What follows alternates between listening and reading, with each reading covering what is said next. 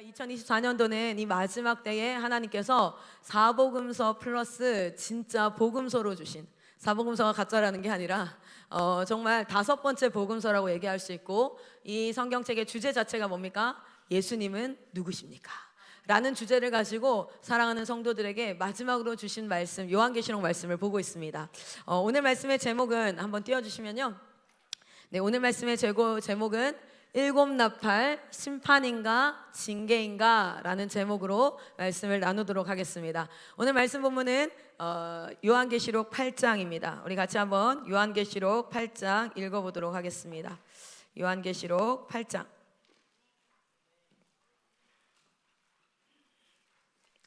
네, 우리 1절에서부터 13절까지 같이 한번 읽겠습니다. 요한계시록 8장 1절에서 13절입니다. 성경이 있으신 분들은 성경을 꼭 펴시고요.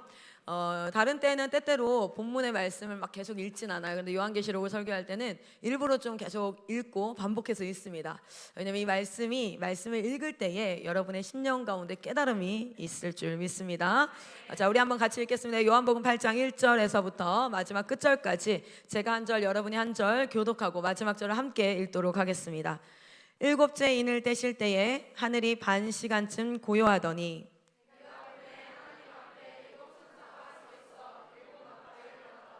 또 다른 천사가 와서 제단 곁에 서서 금 향로를 가지고 많은 향을 받았으니 이는 모든 성도의 기도와 합하여 보좌 앞 금 제단에 드리고자 함이라.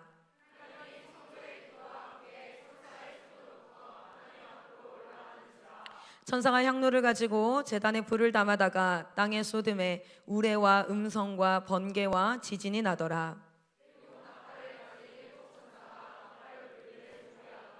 첫째 천사가 나팔을 부니 피 섞인 우박과 불이 나와서 땅에 쏟아지매 땅의 3분의 1이 다 타버리고 수목의 3분의 1도 다 타버리고 각종 푸른 풀도 타버렸더라.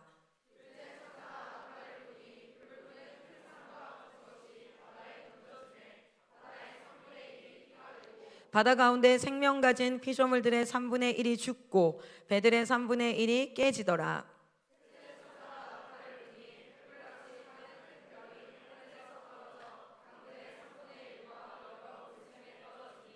이 별 이름은 쓴 쑥이라. 물의 3분의 1이 쓴 쑥이 되매 그 물이 쓴 물이 되므로 많은 사람이 죽더라.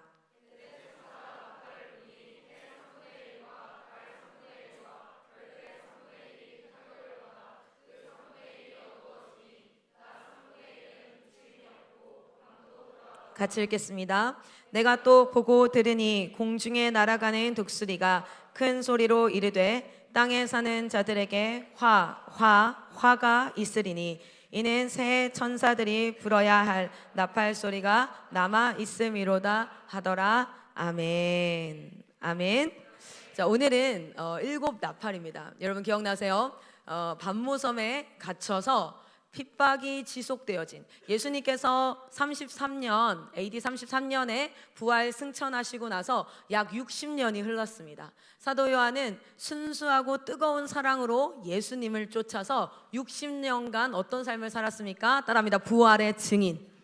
네, 부활의 증인으로. 증인이라는 건 자기 말을 하는 사람이 아니라 본 것을 증거하는 삶으로 60년간을 살았어요. 그 사랑이 얼마나 순수해요. 여러분, 사도 요한의 이 삶이 우리의 삶이 되기를 소망합니다. 우리가 예수 만난 지가, 예수님을 내가 어느 수련회에서 만났어, 내 삶 가운데 언제 만났어, 그것이 과거가 아니라 그 과거를 시작으로 말미암아 매 순간을 주님을 사랑함으로 섬기며 부활의 증인으로 살았던 거예요. 그리고 나서 그의 말년에 엄청난 핍박이 임하기 시작합니다. 그렇게 열심히 하나님 앞에 살았으면, 그렇게 열심히 부활의 증인으로 살았으면 말년에는 좀 행복하게, 여기서 말하는 행복함은 육체적인 행복을 말해요. 조금 재정도 넉넉하고, 그리고 주변에 명망도 있고, 좀 따뜻한 가정에서 사람들의 보호를 받으면서 그 노년의 삶을 지나면서, 그러면서 주님께로 갈 수 있으면 너무 좋을 텐데 그 60년간을 나그네처럼 부활의 증인으로 살았단 말이에요. 그런데 말년에 본인 인생에 겪어보지 못한 엄청난 핍박이 4년째 지속이 됩니다. 그냥 내 삶 가운데 임하는 핍박이면 그래 내가 참으면 되지, 내 믿음으로 내 신앙 붙잡고 참으면 되지 하는데, 교회의 지도자로서 자신이 함께 양육하고 길러왔던 모든 그 시대의 성도들이 함께 핍박을 받기 시작하는데 막 기도 요청을 합니다. 우리 자녀가 잡혀갔습니다. 우리 부모가 예수 믿는다는 이름으로 로마 병정에게 잡혀갔습니다. 그리고 실제로 사자에게 뜯겨 죽었습니다. 늑대에게 물려 죽었습니다. 그 마을 어귀에 예수 믿는다는 이유만으로 꼬챙이에 꽂혀서 그 마을 어귀에서 달려서 죽었습니다. 막 이러는 거예요. 그런 이야기들이 막 들려와요. 지도자에게는 그런 이야기가 들려올 수밖에 없겠지요. 그렇게 막 들려오는 상황 가운데 사도 요한은 아무것도 해줄 수 있는 게 없어요. 그리고 기도하는데 하나님께서 아무 말씀하지 않으십니다. 침묵하시는 거예요. 그래서 내가 살아왔던 지난 60년이, 내가 하나님을 믿으며 살아왔던 이 지난 60년이 어쩌면 와, 이게 맞았나? 내가 뭘 잘못했을까? 그리스도인들은 어떤 삶에 문제가 생기면 이런 생각이 들어요. 내가 뭘 잘못했나? 내가 뭔가를 좀 잘못했나? 막 이런 여러 가지 어떤 생각이 있었을지는 추측할 수는 없겠어요. 제가 알 수는 없겠어요. 그러나 추측해 보건대 그 하나님을 뜨겁게 만났고 모든 자신의 아름다운 생애를 60년간을 주님 앞에 드렸고 그렇게 90의 노인이 된, 그렇게 100세 가까이 노인이 된 자신의 생애 가운데 발생한 이 일들, 그런데 그냥 단순히 나에게 일어난 일뿐만 아니라 내가 사랑하는 나의 지체들에게 일어나는데 내가 해줄 게 아무것도 없을 때, 내가 그냥 아들의 입장으로 있을 때는 괜찮은데 내가 아버지의 입장인데 내 자녀에게, 내 자식 같은 자들에게 아무것도 해줄 수 없을 때, 그때 하나님 앞에 뜨겁게 기도합니다. AD 90년경부터 시작되어진, 91년경부터 시작되어진 그 핍박 가운데 막 기도하는데 하나님 말씀하지 않으세요. 그래서 줄 말씀이 없어요. 그냥 거짓말이라도 하고 싶은 거야. 하나님이 곧 구해주실 거야. 하나님이 너를 살려주실 거야. 거짓말이라도 하고 싶은데, 그런데 나에게는 아무 말씀이 없는 게, 줄 말씀이 없는 게. 그리고 그의 생애에 4년째 어떤 일이 발생합니까? 잡혀 들어갑니다. 그러니까 지도자라고는 한 명 남았어요. 사실 12제자 중에 한 명 남았습니다. 그 지도자가 뭐합니까? 잡혀 들어갑니다. 그 광경을 지켜보는 성도들은 어떤 모습이었을까요? 한국교회 망했다 이런 소리 나왔을 때 동일하게 그때 그런 얘기 나오지 않았겠습니까? 와, 망했다. 한국교회가 위에서부터 막 무너지기 시작했다. 망했다. 그런 상황 가운데 사도 요한이 매일같이 그 반모섬에서 뭐합니까? 갇혀서 아무것도 할 수 없는 상태로, 지체들을 만날 수 없는 상태로 뭐합니까? 뭐 했겠어요? 하나님 앞에 말씀하옵소서, 주의 종이 듣겠습니다. 주님 한 말씀만 해주십시오. 우리가 뭔가 잘못한 게 있다면 그거 말해주세요. 고칠 거예요. 주님 우리에게 말씀하여 주십시오. 아니면 이 문제를 뚫고 가는 영적 돌파의 길은 어디에 있습니까? 주님 말씀하여 주십시오. 변하지 않을 것 같은 이 로마의 압제와, 변하지 않을 것 같은 이 황제와, 변하지 않을 것 같은 이 상황과 환경과, 아무 실력도 아무 능력도 아무 일도 할 수 없는 나 자신과 이 처참한 상황 가운데 주님 말씀하여 주십시오라고 기도하는데, 요한계시록 1장에 무엇이 임합니까? 주의 날에, 주의 날에, 주님의 날에, 그 주님의 날에 그 뒤에서 소리가 납니다. 그때 어땠을까요? 그렇게 목마르게 기다리던 그 소리가 달라요. 그냥 부시럭거리는 소리가 아니라, 그냥 사람의 인기척이 아니라 우레와 천둥과 나팔 소리가 나는 그 소리를 들었을 때 그는 어떤 마음이었을까? 그리고 그가 돌아보았을 때 거기 첫 번째 환상이 시작되어집니다. 그렇게 첫 번째 환상과 두 번째 환상과 세 번째 환상과 마지막 네 번째 환상으로 요한계시록은 이루어져 있어요. 어디에 대한 답변이냐면, 이 마지막 시대에 주님 다시 오신다고 했는데 주님이 실제로 죽으시고 나서는 3일 만에 부활하셔서 오셨어요. 그렇죠? 그랬을 때 그것을 경험한 제자들은요, 부활하시면서 승천하시고 내가 너희가 본 그대로 오리라 천사들이 말하지 않습니까? 그러면 그들은 자기 생애에 그렇게 또 오실 거라고 기대했을 거라고요. 그래서 3일 만에 오실까? 일주일 만에 오실까? 아니야, 40일, 한 달 만에 오실까? 1년 만에 오실까? 그게 60년이었어요. 그 60년이 지나서 하나님의 음성이 들려졌어요. 하나님을 기다리는 백성들에 대한 응답이 바로 뭐였냐면 요한계시록이에요. 그래서 여러분, 요한계시록은요, 주님이 누구인지를 너무 알기를 원하는 자, 그리고 이 마지막 때에 때로는 하나님의 음성이 들리지 않고 때로는 하나님이 살아계신 게 맞는지, 내가 믿는 신앙이 맞는지가 의심되어지는 그런 상황과 환경 가운데 놓여진 자들에게 응답의 책입니다. 할렐루야. 여러분에게 오늘 응답되어지기를 소망합니다. 여러분, 말씀의 지식을 조금 켜켜이 쌓기 위한 말씀이 아니라 그냥 내가 내 신앙 하나 지켜보고자 하는, 그리고 내가 오늘 예배 때 그냥 들려지는 말씀이 아니라 주님을 사모하는 자에게 들려지는 하나님의 응답인 줄 믿으시기 바랍니다.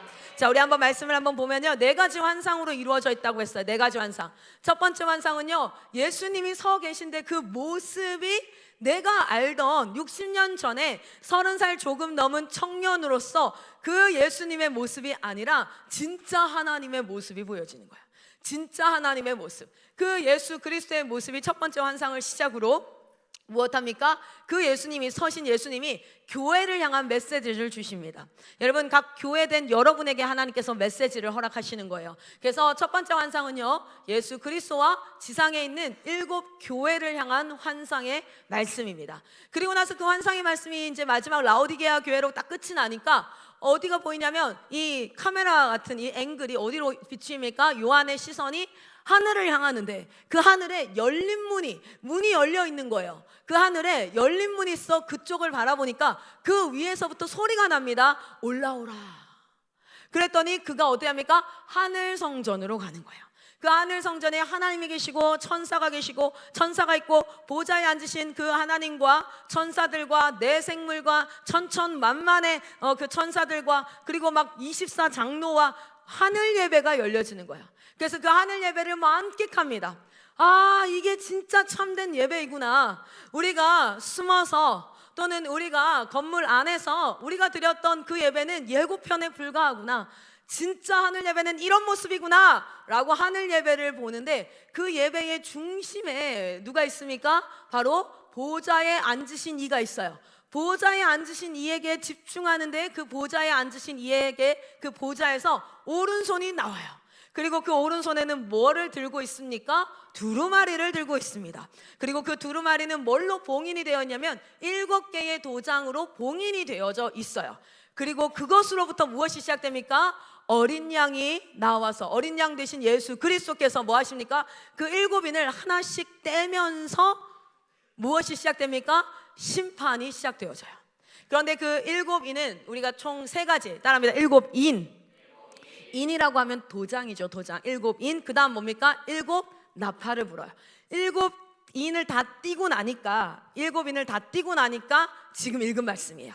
우리가 오늘 계시록 8장 1절에 뭐였어요? 7번째 인을 띄웠어요. 그렇죠? 그랬더니 반 시간 정도 조용했더라 하고 나서 우리 말씀을 한번 더 볼까요? 말씀을 보면 여기 1절에 7째 인을 떼실 때에 하고 나서 끝이 났죠.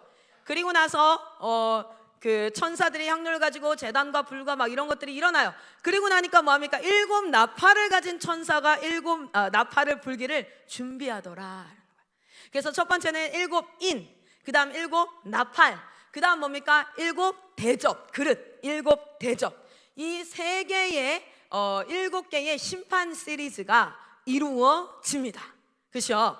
그런데 7 나팔, 7인을 뗄 때 6번째까지 딱 띄고 나서, 그리고 나서 6번째 인이 언제 떨어지냐면 6장에 떨어져요. 외우기 쉽겠죠? 6장에 떨어져요. 그런데 왜 7번째 나팔은 8장이에요? 중간에 7장을 막간이라고 얘기합니다. 따라합니다. 막간을 이용해서 개그를 한번, 뭐 이렇게 하는 무슨 뜻이에요? 간극 사이에, 요것과 요것 사이에 막간이라고 얘기해요. 원래는 이게 연극 용어입니다. 연극이 뭐가 있어요? 막을 치죠. 1막이 끝나고 나면 검은색 막을 쳐요. 그렇죠? 그리고 나서 뒤에서 막 준비하잖아요. 그리고 2막이 시작됩니다. 막이 열려요. 그렇죠? 그리고 나서 또 2막 하고 나면 막이 쳐져요. 그럼 막 안에서 준비합니다. 3막이 시작되면 막이 열려요. 그런데 그 막이 닫히고 1막이 딱 닫히고 2막을 준비하는 동안에 그 앞에서, 막 앞에서 뭘 하냐면 이 다음 막이 열릴 때까지를 막간이라고 얘기해요. 막과 막 사이에 맛이 간 게 아니고요. 발음이 좀 이상하네. 간. 또 맛이 간 것 같네. 간 공연을 해요. 또 다른 하나의 그 큰 공연 안에 또 다른 공연을 하거든요.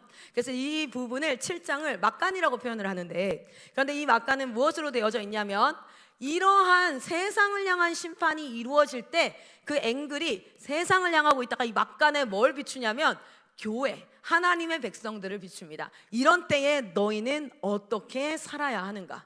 이런 때에 너희에게는 어떤 일을 행해야 하는가? 그것이 바로 막간이에요. 그래서 7장에 너무 아름다운 천상의 교회를 보여주시고, 그리고 지상교회에 무엇하는 것을 보여주세요? 구원하심이 보좌에 앉으신 어린 양께 있다. 이 마지막 때에 하나님의 백성들이 구원받는 역사들이 있다라는 것을 보여주면서 소망을 잃지 말아라. 너희가 보고 있는 세상은 심판이 일어나는 세상이라 참 두렵고 불안할지 모르지만 믿는 자들에게 일어날 세상은 그러하지 않다라는 것을 말해요. 그리고 이제 8장이 시작된 거예요. 7번째 인이 떨어졌고, 그 다음 이제 7개의 나팔이 불려지는 시기가 됩니다.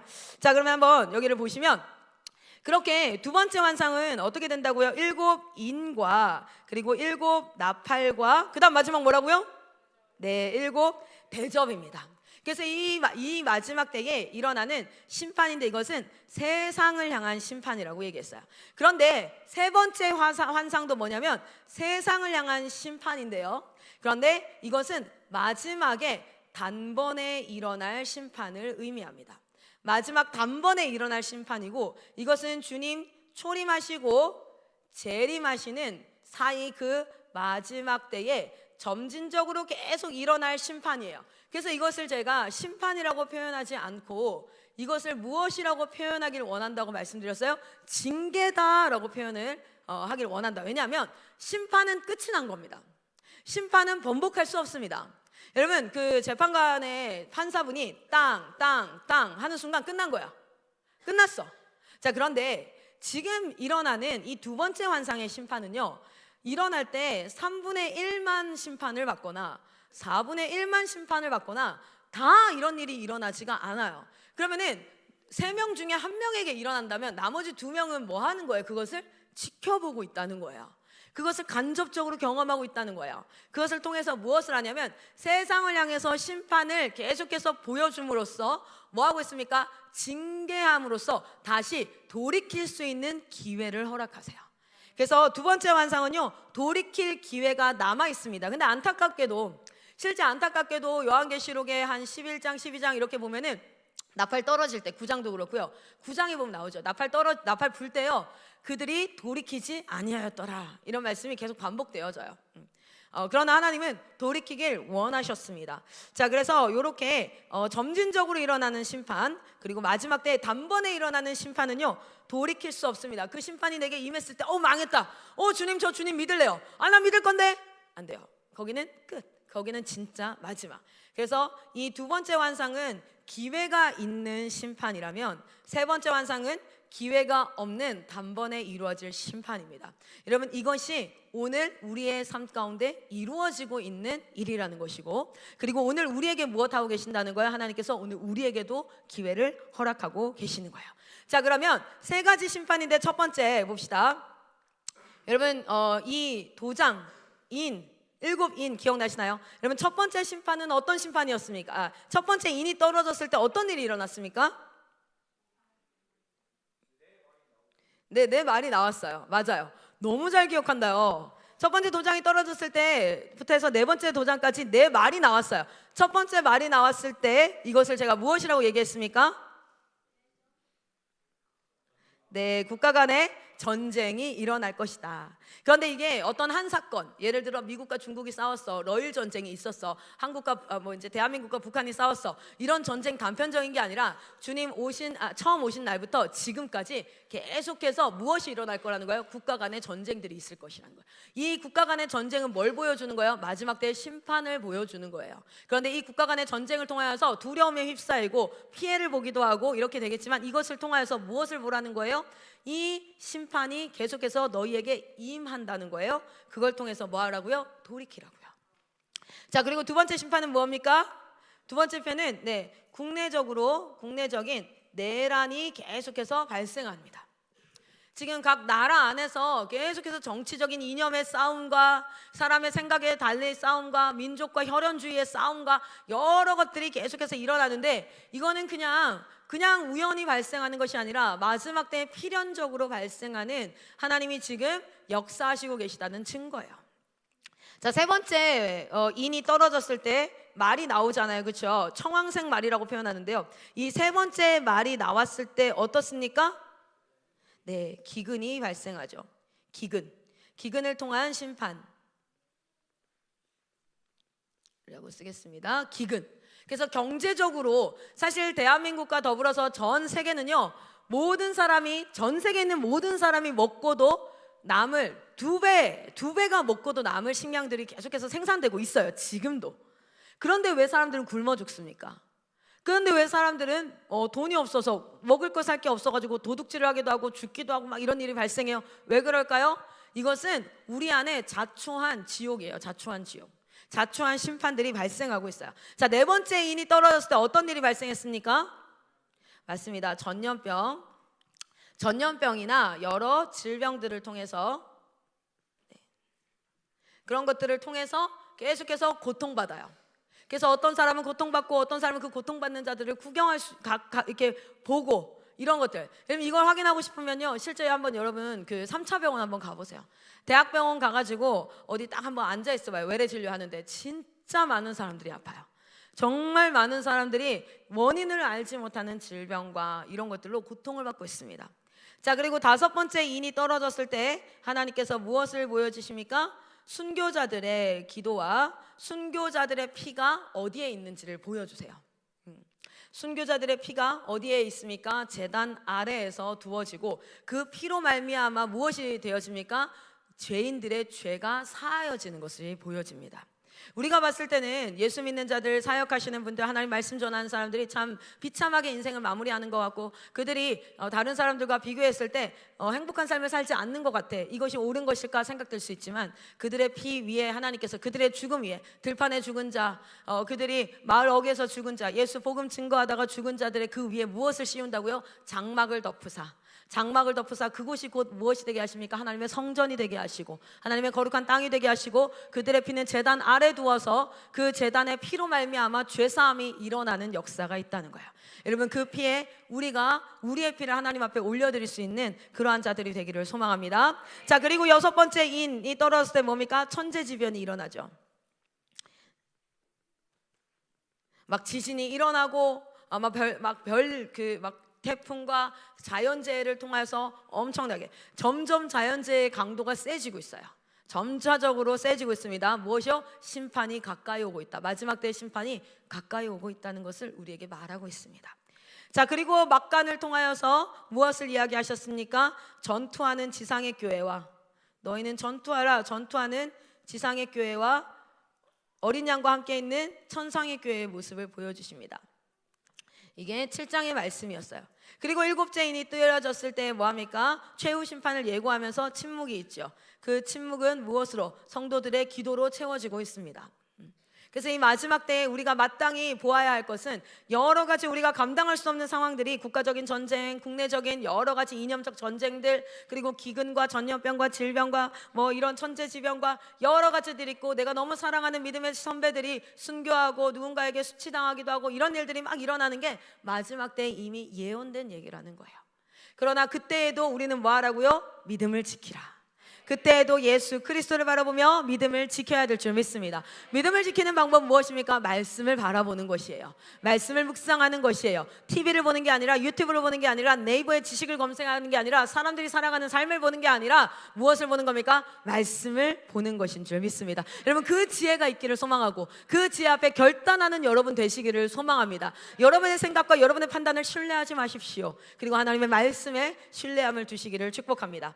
여러분, 일곱 번째, 그 다음 이렇게 지나가서 이제 나팔을 불기 시작하는데, 여러분, 제가 지난 시간에 이런 얘기를 했었어요. 어떤 얘기를 했냐면, 7개의 인과 나팔과 대접이 막 부어질 때에, 그리고 떨어질 때에, 나팔을 불 때에, 그때에 비슷한 포메이션을 가지는데, 앞에 4개는 되게 비슷해요. 그리고 3개가 좀 다른 양상이에요. 동일하게, 여기 볼까요? 동일하게 실제 나팔이 4번의 나팔이 불 때는 동일한 양상을 보이는데 자연계를 향한 심판이 이루어집니다. 근데 여기서 조금만 보면요, 첫 번째 인이 떨어지는 것은 무엇이냐면 저는 이것을 이렇게 표현하는데요, 자초한 심판이다 라고 표현합니다. 자초한 심판. 자초한 심판. 여러분 이거 잘 보세요. 이 인이 떨어질 때요, 실제 하나님이 직접 그 심판을 이루시는 게 아니라요, 내 생물들이 뭐라고 외치냐면 오라 이렇게 외쳐요. 그때 말들이 나와요. 그리고 이제 막 이루어지는데, 사실상 이 인이 떨어질 때의 모습을 보면 하나님이 국가적 전쟁을 만든 게 아니에요. 하나님이 내란을 만든 게 아니에요. 하나님이 이렇게 한 것이 아니라 죄인된 인간이 하나님의 창조 시스템에, 여러분 잘 보세요. 제가 여기 봅시다. 여기 핸드폰이 있어요. 여기 핸드폰이 있는데 핸드폰을 사용하는 사용 설명서의 방식이 있어요. 이걸 만든 사람이 얘는 물에 들어가면 안 돼요 라고 만약에 돼 있어요. 그런데 제가 그 방식을 무시하고 얘를 물에 갖다 넣어. 그럼 얘 망가져요, 안 망가져요? 망가져요. 이게 잘못 만들어진 게 아니라, 그리고 이 만든 사람이 이것을 고장낸 게 아니라 자초한 망가짐인 거예요. 자초해서 생긴 일인 거예요. 동일하게 첫 번째 인을 잘 살펴보면 이것은 하나님께서 의도적으로 심판하기 위해서가 아니라 하나님이 창조하신 시스템에서 하나님이 이렇게 살아야 돼, 이건 이렇게 써야 돼 라는 것들을 말씀하실 때 순종하지 아니함으로 어떤 일이 발생합니까? 스스로 자초한 심판의 모습이 나타나요. 여러분, 서로 사랑하라고 했는데 저 새끼가 하는 말이 싫은 거야. 민족과 이념과 여러 가지 생각으로 갈라져서 나는 너랑 싸울 수는 있지만 우리는 절대적으로 한 몸이야. 그래서 이 싸움은 너를 죽이고자 하는 싸움이 아니라 같이 맞춰가 보자. 의견을 한번 맞춰가 보자. 니는 어떻게 그렇게 생각하는데 나는 이렇게 생각하는데 이거 한번 맞춰가 보자 하는 싸움이 있고요, 죽이자는 싸움이 있어요.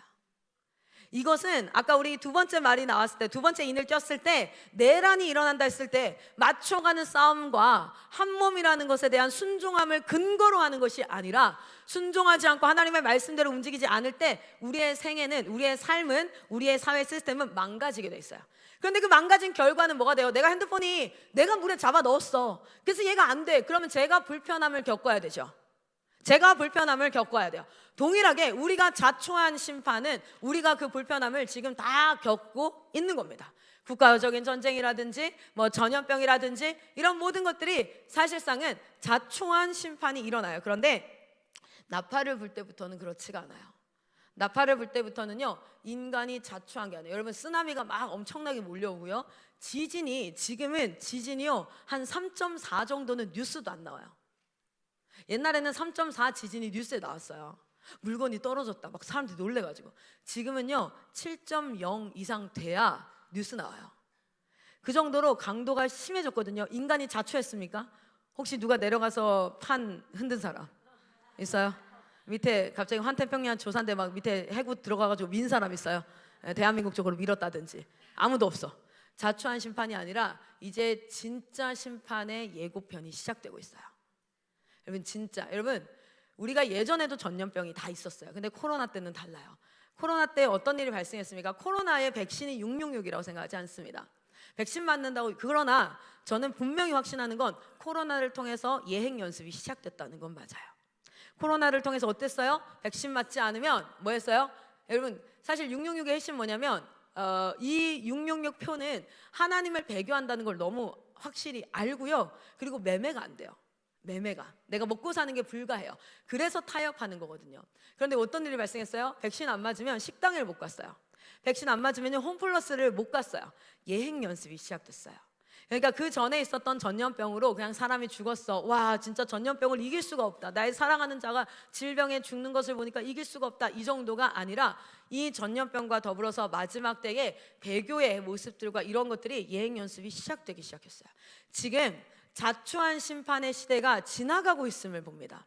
자초한 심판의 때가 지나가고 이제는 진짜 하나님께서 심판의 모습을 보여주고, 그런데 그것은 자초한 심판인 인이 떨어졌을 때는요 4분의 1이 그 영향력 아래에 있어요. 그런데 나팔이 불 때는요 3분의 1입니다. 더 많은 사람들이 감당할 수 없는 심판의 그 아래에 들어가고, 또 어떤 사람들은 그것을 지켜보면서 한 사람은 지혜 있는 자는 어떻게 할 거예요? 이걸 통해서 하나님의 역사를 볼 것이고요. 지혜 없는 자는 이것을 통해서 안도를 얻거나 나는 피했으니까 그 안에 있으면 어떻게 합니까? 난 재수 없이 걸렸거나 뭐 그런 상황이 발생하는 거죠. 자 봅시다. 마지막 때 인이 떨어질 때, 나팔이 불려질 때 내게는 자연계의 모습이 나타나요. 아까 우리 읽었을 때 기억납니까? 땅이, 바다가 피로 변하고 불이 떨어지고 막 이런 물이, 하늘이 막 이런 것들이죠. 자연계에 대한 심판이 본격적으로, 이것은 사람이 자초해서 사람이 흔들어서 사람이 어떻게 해서 라는 게 아니라 진짜 창조주가 강권적으로 역사하는 그 심판이 이루어지기 시작해요. 그리고 다섯 번째, 여섯 번째 나팔이 불려지는데요. 이것은 실제 나타나는 육적인 세계 또는 물질적 세계라고 표현한다면, 이 다섯 번째, 여섯 번째는요, 영적인 그 고통과 심판이 임합니다. 그러니까 나팔을 불어서 그 자연계나 이런 것들이 망가지는 게 아니라 사람의 영이 망가지는 거예요. 그러니까 요즘에 계속 화두가 올라오는 워딩이 뭡니까? 사이코패스, 소시오패스, 이렇게 해서 도저히 인간의 인과관계가 없어요. 예전에 어떤 잘못을 했어. 근데 그 사람의 과거의 삶을 보니까 부모님한테 학대를 받았네. 그렇구나. 이 사람이 이런 트라우마가 있어. 그것이 범죄로 발전이 되었구나 라고 어떤 인과관계가 있는 게 아니라 요즘에 서서히 어떤 일이 발생하면 묻지 마. 그냥 이유 없어. 그리고 뭡니까? 하나의 일말의 죄책감이 없어요. 그리고 어떻게 되어집니까? 너무 극악무도하고 인간이 어떻게 저럴 수 있을까? 일말의 긍휼과 양심이 있다면, 본인이 인간이라면 어떻게 사람을 저렇게 할 수 있지? 저 사람 귀신 들린 것 같아. 인간이 할 수는 없는 것 같아 라는 일들이 실제로 많이 발생하고 있지요. 그래서 이 나팔 심판을 통해서 보면은 육체의 물리적인 모습과 영적인 그 부분들에 대해서 심판이, 인간이 감당할 수 없는 일들과 더불어서 막간과 일곱 나팔이 보여져요. 자 봅시다. 그래서 여기를 보면 우리가 첫 번째 환상을 보았고 두 번째 환상 가운데 지금 어디를 볼 거냐면 나팔 심판, 나팔이 불려질 때에 첫 번째 나팔에서부터 네 번째 나팔까지 한번 말씀을 보도록 하겠습니다. 자, 우리 같이 한번 읽어봅시다. 요한계시록 8장 6절에서 13절입니다. 지금까지는 뭘 얘기했냐면 우리가 좀 텀이 있었잖아요. 일곱 번째 말씀 나눈 것과 오늘 여덟 번째 말씀 나눈 거에 텀이 있어서 앞에를 정리했어요. 자, 오늘 우리 하나님께서 우리에게 주실 말씀은 요한계시록 8장 6절에서 13절까지입니다. 자, 우리 같이 한번 읽겠습니다. 6절에서 13절. 여러분의 성경책이 있으셔야 될 거예요. 이건 글씨가 작아가지고 읽기가 어려울 겁니다. 자, 우리 같이 한번 한 목소리로 읽도록 하겠습니다. 시작. 일곱 나팔을 가진 일곱 천사가 나팔 불기를 준비하더라.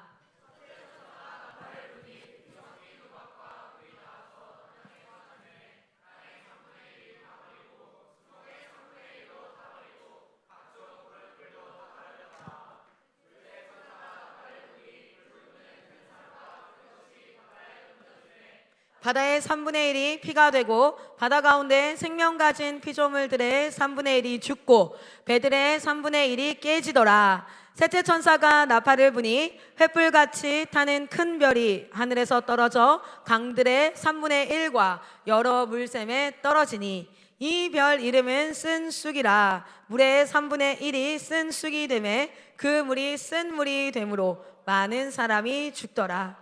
넷째 천사가 나팔을 부니 해 3분의 1과 달 3분의 1과 별들의 3분의 1이 타격을 받아 그 3분의 1이 어두워지니 낮 3분의 1은 비추임이 없고 밤도 그러하더라. 내가 또 보고 들으니 공중에 날아가는 독수리가 큰 소리로 이르되 땅에 사는 자들에게 화가 있으리니 이는 새 천사들이 불어야 할 나팔 소리가 남아 있음이로다 하더라. 아멘.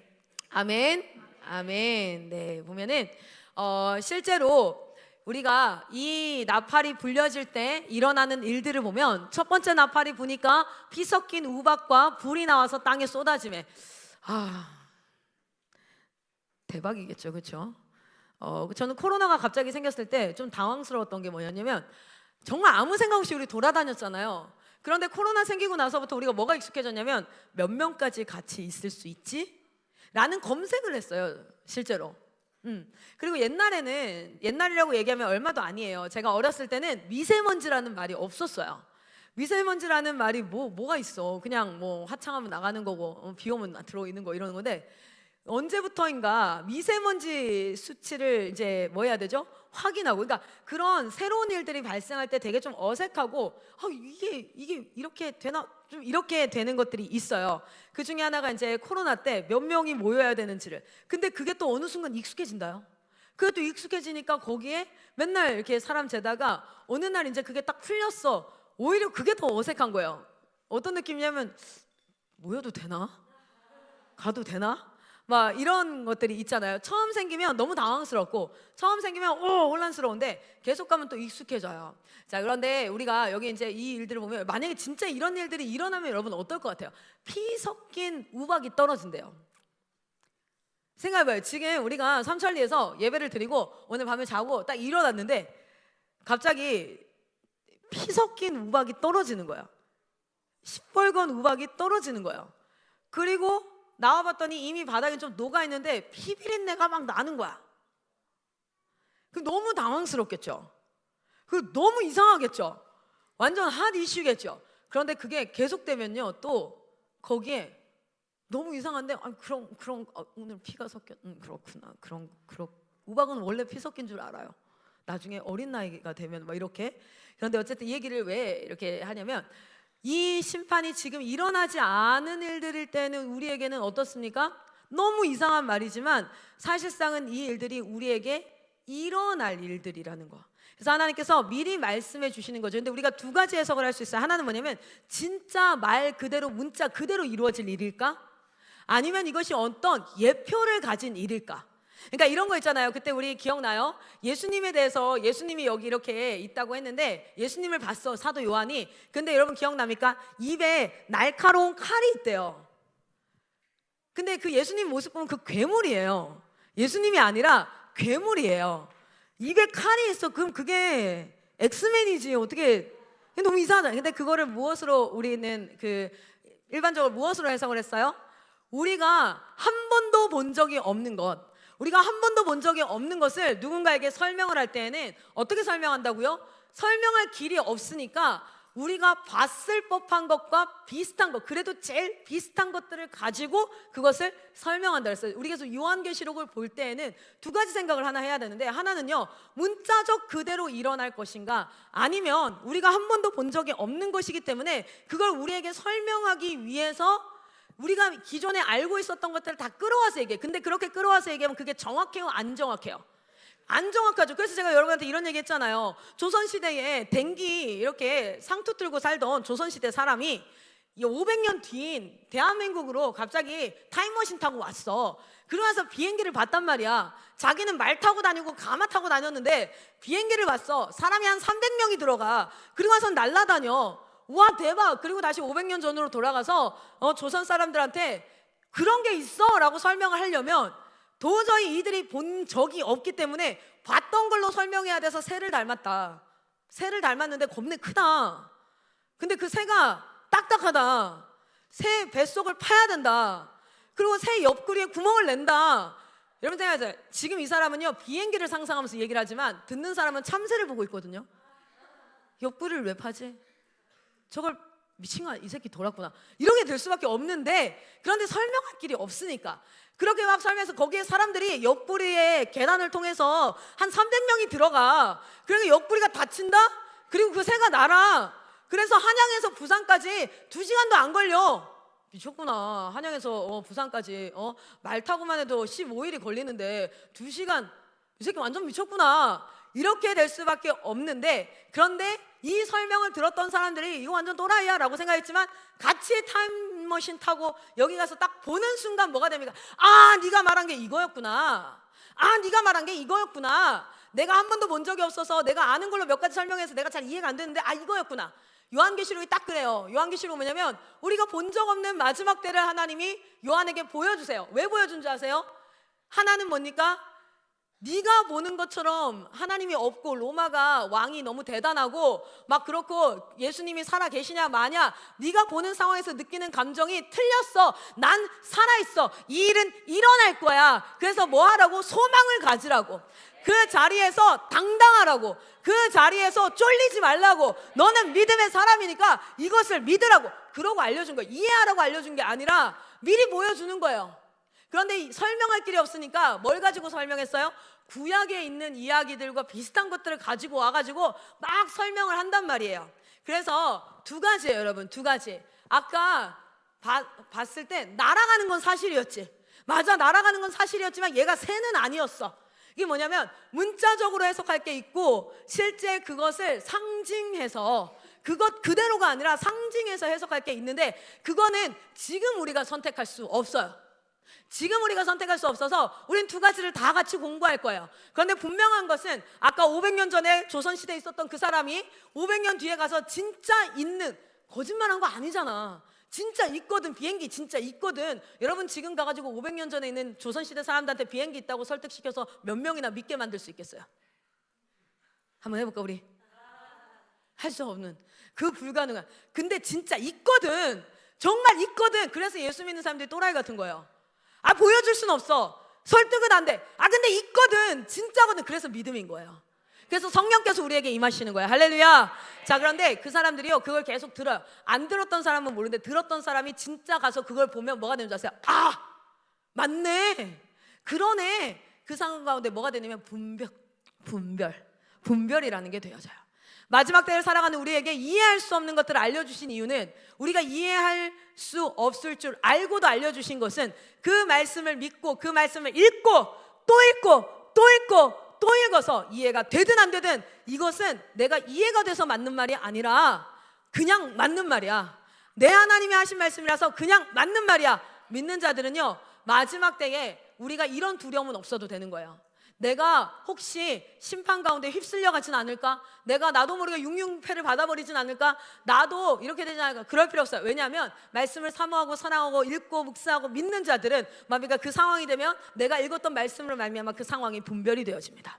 할렐루야. 두려워하지 마십시오. 요한계시를 읽으면서 두려워하거든요. 그 음녀의 쪽에 내가 있으면, 적그리스도 쪽에 내가 있으면 내가 선 곳이 구원의 반열이 아니라 지옥으로 가는 곳이면 여러분 두려워할 필요 없어요.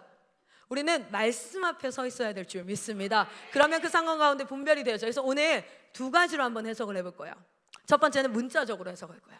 두 번째는 상징적으로 해석을 해볼 겁니다. 그 두 가지를 모두 여러분에게 같이 나누는 것은, 우리가 아직 그것을 문자적이 맞다, 상징적이 맞다 라고 말할 수 없는 똑같은 인간이기 때문에 그래요. 그런데 우리가 그 날에 갔을 때 우리는 서로 눈빛만 보고 확인할 수 있을 겁니다. 아하, 그거였어. 그것이 바로 분별의 힘이에요. 그것은 말씀을 예언하고 해석하고 그래서 내가 맞추고 싶은 사람, 그 사람은 누구입니까? 사도행전 8장에 나오는 박수, 사도행전 8장에 나오는 무당. 우리 그때 갔을 때 막 성령의 역사가 일어나요. 사도행전 8장에 세례를 주니까. 그러니까 이 마술사가 뭐 한 줄 아세요? 돈 주고 그걸 사고 싶어요. 왠 줄 알아요? 내가 명성 있는 사람이 되고 싶으니까, 내가 능력 있는 사람이 되고 싶으니까. 여러분, 우리가 요한계시록에서 이게 맞다 저게 맞다, 이 상황이 바로 요 말씀이다, 이 상황이 이 말씀이다, 섣불리 말할 수 없습니다. 섣불리 말할 수 없습니다. 그런데 그걸 섣불리 말하고 해석해서 하면 사람들이 우아해요. 야, 이 사람 진짜 대단하다. 그러면은 뭐가 됩니까? 그 사람을 따르게 되어져요. 레퓨테이션이 생겨요, 그 사람에게. 근데 여러분 기억하십시오. 이단이 다 그랬어요. 이단이 내가 해석했다, 내가 맞았다, 이게 맞다, 이렇게 따라와라, 이거다. 그래서 2000년 되면은 밀레니엄 베이비가 아니라 밀레니엄 종말이 온다 부터 시작해가지고 다 같이 산에 모여가지고 재림할 거니까 막 모여라, 별소리 다 했단 말이에요. 그러나 우리는 각 사람에게 내주하시는 성령께서 모든 상황과 환경 가운데 분별하게 하실 줄 믿습니다. 여러분 그것을 잊어버리지 마십시오. 성령님이 이 사람에게만 능력 있게 하시는 것이 아니라 하나님이 내 안에 살아계셔요. 할렐루야. 내 안에 하나님이 살아계십니다. 그 누구도 우리를 가르칠 자 없습니다. 말씀이 우리를 가르치시는 줄 믿습니다. 자, 우리 오늘 한번 볼 텐데, 일단은 심판이 일어나면요, 기억해 봅시다. 여기에서 한 아이가 맞고 있었어. 아, 이거는 또 앞에 졸고 있으면 좀 예시를 들어가지고 해야 되는데 졸고 있지 않아서 그냥 빨리 갈게요. 점심을 빨리 먹는 게 낫겠죠, 그렇죠? 여기 막 누가 맞고 있어. 어떤 애들이 막 때리고 있어. 그런데 여기에 경찰이 딱 나타나는 순간, 경찰이 딱 나타나는 순간 막고 있는 애는 어떤 감정을 느낄까요? 다행이다. 살았다. 때리고 있는 애는 어떤 감정을 느낄까요? 망했다. 그러면 똑같은 상황에서 똑같이 경찰이라는 존재가 탁 나타났을 때 둘이 느끼는 감정이 달라요. 여러분, 요한계시록을 읽을 때 우리가 이간질 당하면 안 되는 게, 여러분, 우리는 예수의 심판이 임한다는 건 곧 무엇을 의미합니까? 하나님의 나라의 도래입니다. 따라합니다. 하나님 나라의 도래. 그러면 우리는요, 때리고 있는 자가 아니라 맞고 있는 자인 거야. 그럼 우리는 뭐 해야 돼요? 살았다. 할렐루야, 마라나타, 주 예수여 속히 오시옵소서. 이게 우리의 마음이어야 돼. 그래서 요한계시록을 읽으면서 되게 든든해야 돼요. 뭔 말인지 잘 이해는 안 되고, 음녀가 누군지, 물에서 난 용이 어쩌고지, 아이고 나발이고 난 잘 모르겠고, 아우 할렐루야 감사합니다. 주님 속히 임하시옵소서. 주님, 내가 이 말씀 앞에 서겠습니다. 하나하나 공부하겠습니다. 그 상황 가운데 나를 분별케 하여 주시옵소서. 그러면서 가는 거고, 때리고 있던 놈들은 뭐가 된 거야? 망했다. 그래서 이 심판이, 나팔이 불려질 때, 나팔 소리를 들을 때 세상은 무엇입니까? 심판의 소리로 들리지만 하나님의 백성은 이 소리가 무엇으로 들려야 돼요? 구원의 소리로 들려야 돼요. 이것이 감사와 찬양으로 반응해야 될 말씀입니다. 할렐루야.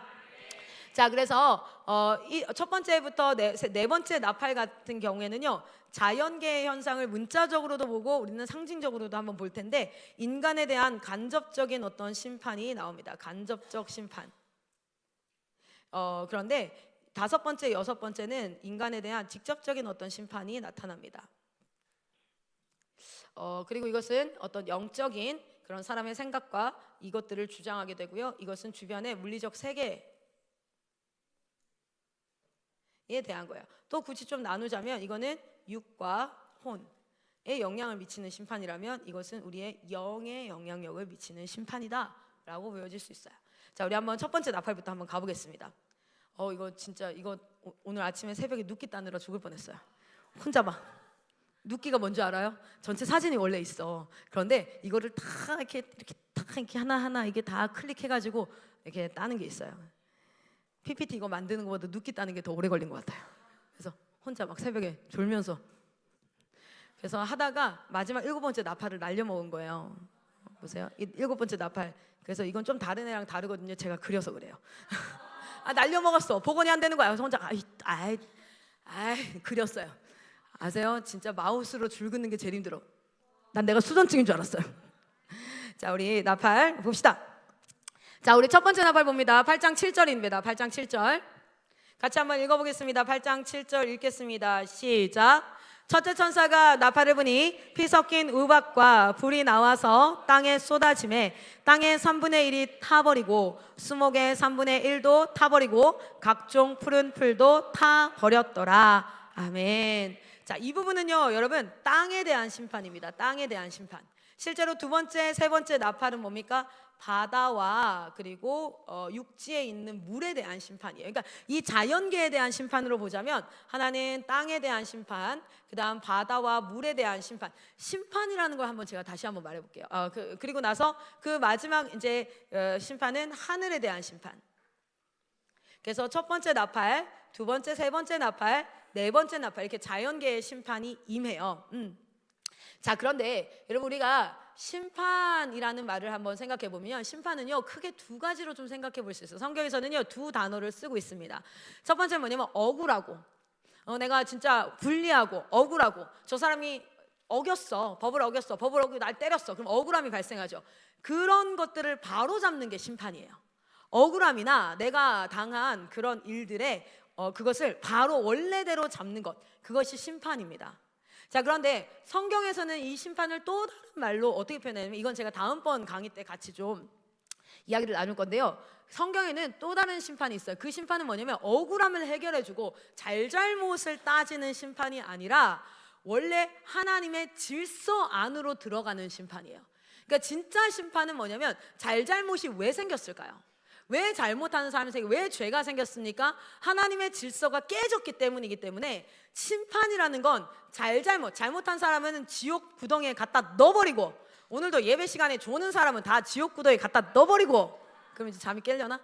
그리고 예배 열심히 잘 드리는 사람, 막 이런 사람은 막 이렇게 상을 주고, 자, 오늘 매점 이용권 갑니다! 막 이렇게 막 상을 주고, 막 그 뭐죠? 졸고 있던 사람 뭐 하는 거야? 자, 지금부터 예수동산에 10초 내로 모입니다. 등산할 거야.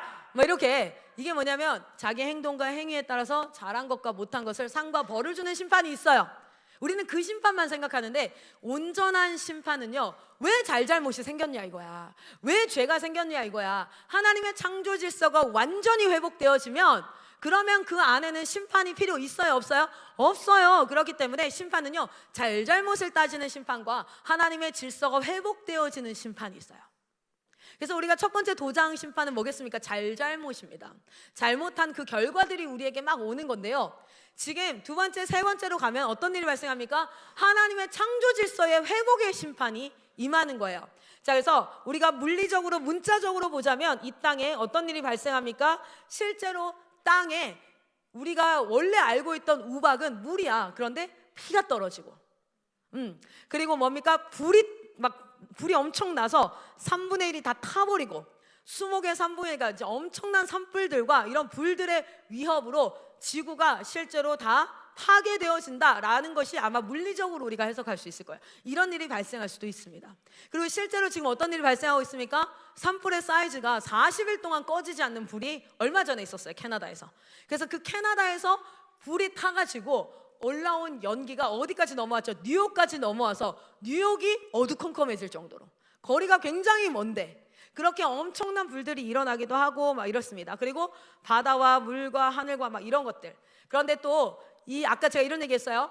우리가 일어날 일들을 본 적이 없기 때문에 과거에 있는 것을 가지고 상징적으로 설명하기도 한다고 했죠. 자, 실제로 문자적으로 이렇게 땅이 망가지고 우박이 떨어지고 3분의 1이 불타는 그런 일들이 일어나는 것과 더불어서 영적인 의미를 한번 보면요, 이 부분은 어디에 많이 이렇게 나오는 말씀과 가깝냐면 출애굽기의 7번째 재앙과 가까워요. 한번 찾아봅시다. 여러분 성경을 한번 펴보세요. 출애굽기 9장 22절에서 26절입니다. 오늘 이 말씀이 지혜의 말씀으로 깨달아져서 마지막 때 분별하는 역사가 여러분에게 있기를 소망합니다. 여러분, 말씀은 내가 알아들을 만하면 알아듣는 게 아닙니다. 배우려고 노력하셔야 돼요. 알려고 노력하셔야 돼요. 수업 시간에 선생님이 잘 설명하면 내가 공부 잘하지. No, 그렇지 않아요. 자기가 선생님이 앞에 수업하는 건 당연한 거고, 그것을 내 입술에 외우기 위해서 뭐 해야 됩니까? 외우세요. 지금 눈 감고 있는 사람들 눈 뜨세요. 눈 뜨세요. 눈 떠. 눈 떠. 눈 떠. 옆 사람 이렇게 깨우세요. 눈 떠. 그래, 눈 떠. 눈 떠. 눈 뽑아버리기 전에 눈 떠. 자, 그죠? 눈 떠. 자, 그리고 외우셔야 돼요. 외우고 익히고 수고하셔야 돼요. 그냥 내가 듣고 있다라고 이해되는 게 아니라 외우고 내 몸에 새기고 수고하시고 필기하고, 그런데 그 필기하는 게 다시 보려고 필기가 아니라 수업 시간에 외우려고, 이걸 외우려고. 제가 지금 여기다 쓰고 있잖아요. 하늘과 땅과 뭐 이런 것들을. 그게 바로 다 무엇이 됩니까? 여러분, 수업 시간에 열심히 배운 걸 가지고 문제에 가서 뭐 합니까? 이게 맞는지 틀린지 분별하죠. 그런데 내가 제대로 안 외웠어. 그럼 뭐가 돼요? 헷갈려. 근데 선생님들 틀리면은 선생님들이 와서 딱 뭐라 그래요? 야, 내가 알려줬잖아. 기억나요? 막 그렇게 얘기하잖아요, 그렇죠? 내가 이거 다 설명했잖아. 수업 시간에 이거 틀리면 어떡해? 막 이러잖아요, 그렇죠? 난 성령님이 여러분한테 그럴 것 같아요. 지난주에 다 설교했잖아. 내가 그 설교자 다 이렇게 흔들어 깨워가지고 말씀 준비시켜가지고 너한테 다 들리겠는데 넌 또 틀리고 또 자빠지고 또 넘어지고 또 사단한테 쥐어 터지고 왜 그러는 거야? 라는 마음이 들 것 같아요. 그냥 이게 제 추측이에요. 네. 사실은 아니고요. 그냥 추측이에요. 이게 수업 시간이에요. 이 시간에 졸고 앉아있으면 어떡해요? 자, 7번째 재앙 한번 읽어보겠습니다. 출애굽기 9장 22절에서 26절입니다. 같이 한번 읽습니다. 시작.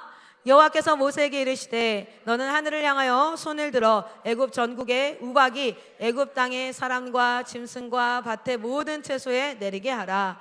모세가 하늘을 향하여 지팡이를 들매 여호와께서 우레소리와 우박을 보내시고 불을 내려 땅에 달리게 하시니라. 여호와께서 우박을 애굽 땅에 내리시매 우박이 내림과 불덩이가 우박에 섞여 내림이 심히 맹렬하니 나라가 생긴 그때로부터 애굽 온 땅에 그와 같은 일이 없었더라.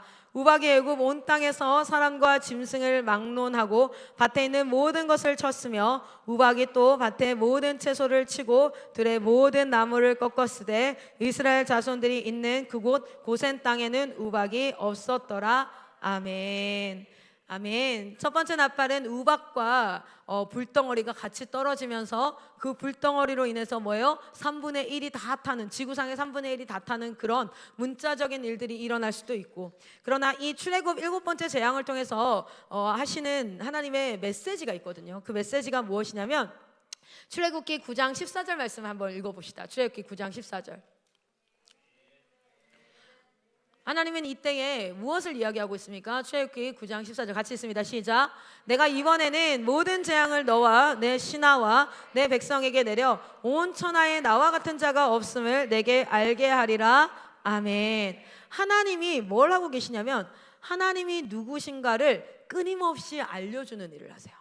이때에 이런 일이 일어날 때에 이런 일을 하시는 이유가 너네 한번 우박 맞아 뒤져봐라가 아니라 내가 얼마나 힘쓴 사람인 줄 알아? 이 정도의 자랑함이 아니라 하나님이 이때 3분의 1만 제하시는 것이 무엇입니까? 하나님이 누구인지를 끊임없이 알려주세요. 근데 그 일을 누가 할까요? 하나님 직접 나타나셔서 아니요, 이 하나님의 마지막 때에 하나님의 마음을 아는 자, 그냥 단번에 심판해 버리면 돼. 우박을 다 싸그리 내려가지고 아예 홍수로 심판했던 것처럼 우박을 히말라야산 높이까지 다 쏟아버리면 그 밑에 있는 사람 다 죽을 거 아니에요. 그렇게 하실 수 있는 분이 굳이 왜 이렇게 하심이에요? 하나님의 마음을 알라는 거예요. 이 마지막 때 하나님 마음은 어때요? 그들이 이것을 알고 돌이키기를 원하는 거죠. 내가 어떤 자, 나와 같은 자가 없음을 알고, 바로가 신인 줄 알고 왕이 전부인 줄 알고 세상이 전부인 줄 알고 살아가는 사람들에게 뭐 하라는 거예요? 내가 누구인지를 알게 하려고 이 시간을 허락했다는 거예요. 자, 그 다음 출애굽기 9장 20절에서 21절 한번 읽겠습니다. 출애굽기 9장 20절에서 21절 같이 한번 읽습니다. 시작. 바로의 신하 중에 여호와의 말씀을 두려워하는 자들은 그 종들과 가축을 집으로 피하여 들였으나 여호와의 말씀을 마음에 두지 아니하는 사람은 그의 종들과 가축들 들에 그대로 두었더라. 아멘. 하나님이 징계를 통해서 뭐냐면 심판이 있을 거다. 그래서 심판을 피하라. 심판을 당하지 말고 심판을 피하라. 심판이 있는 건 공의와 정의예요. 심판이 없는 것은 무엇입니까? 정의가 없다는 겁니다. 하나님 반드시 심판하셔야 됩니다. 그런데 그 심판을 뭐 하고 계시는 거예요? 피하라고 말씀해 주시는 거예요. 그냥 하면 되는데 출애굽에서는 항상 뭐 했어요? 미리 알려줍니다. 누구에게? 친히 바로에게. 친히 모든 사람들에게 알려주세요. 왜요? 너희도 이것을 피하라고. 근데 이렇게 하는데도 뭐합니까? 우리는 하나님 음성 듣기를 원치 않습니다. 이 마지막 때에 돌이키지 않습니다. 교회고 나발이고 내가 예수 믿고 나발이고 예배 왜 이렇게 길어? 뭐 기독교인들은 뭐 해야 될 게 많아. 어차피 교회 다 사람들 줄어들고 가는데 세상의 사람들 다 그렇게 사는데 예수 믿는 사람들도 저렇게 사는데 우리가 꼭 그렇게 살아야 돼. 막 이렇게 얘기해요. 그러나 하나님은 끊임없이 이 마지막 때의 심판을 통해서도 뭘 얘기하십니까? 징계를 통해서 심판을 피해라 라고 말씀하고 계십니다. 그리고 실제 출애굽기는 어떤 말씀이 나옵니까? 여호와의 말씀을 두려워하여. 이들이 뭐라고 표현해요? 여호와의 말씀을 두려워하는 자들은 그 말씀을 들어요. 뭡니까? 순종합니다. 그렇게 순종했을 때 어떤 일이 발생합니까?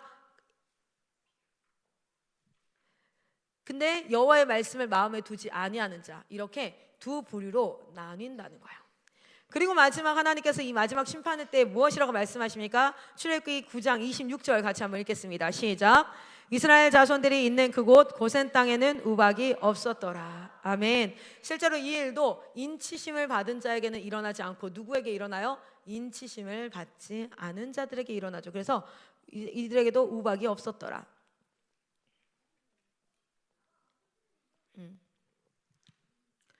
우리가 두렵고 떨림으로 하나님 앞에 구원을 이루어가고 우리 주님 말씀 앞에 있어야 될 줄 믿습니다. 첫 번째 이것을 통해서 뭐하답니까? 실제 땅에 이러한 심판들이 임하고 불에 타는 일들이 일어날 수 있고, 또는 어떤 일이 일어날 수 있어요? 이런 어려움들 가운데 계속해서 일어나는 마지막 때에 점진적으로 일어나는 심판들 가운데 하나님께서 지금 무슨 일을 하고 계시다는 거예요? 하나님이 누구이신가를 알려주고 계시다는 거예요. 그것을 깨달아 알지어다. 우리가 그것을 이 시대에 깨달아 알기를 소망합니다.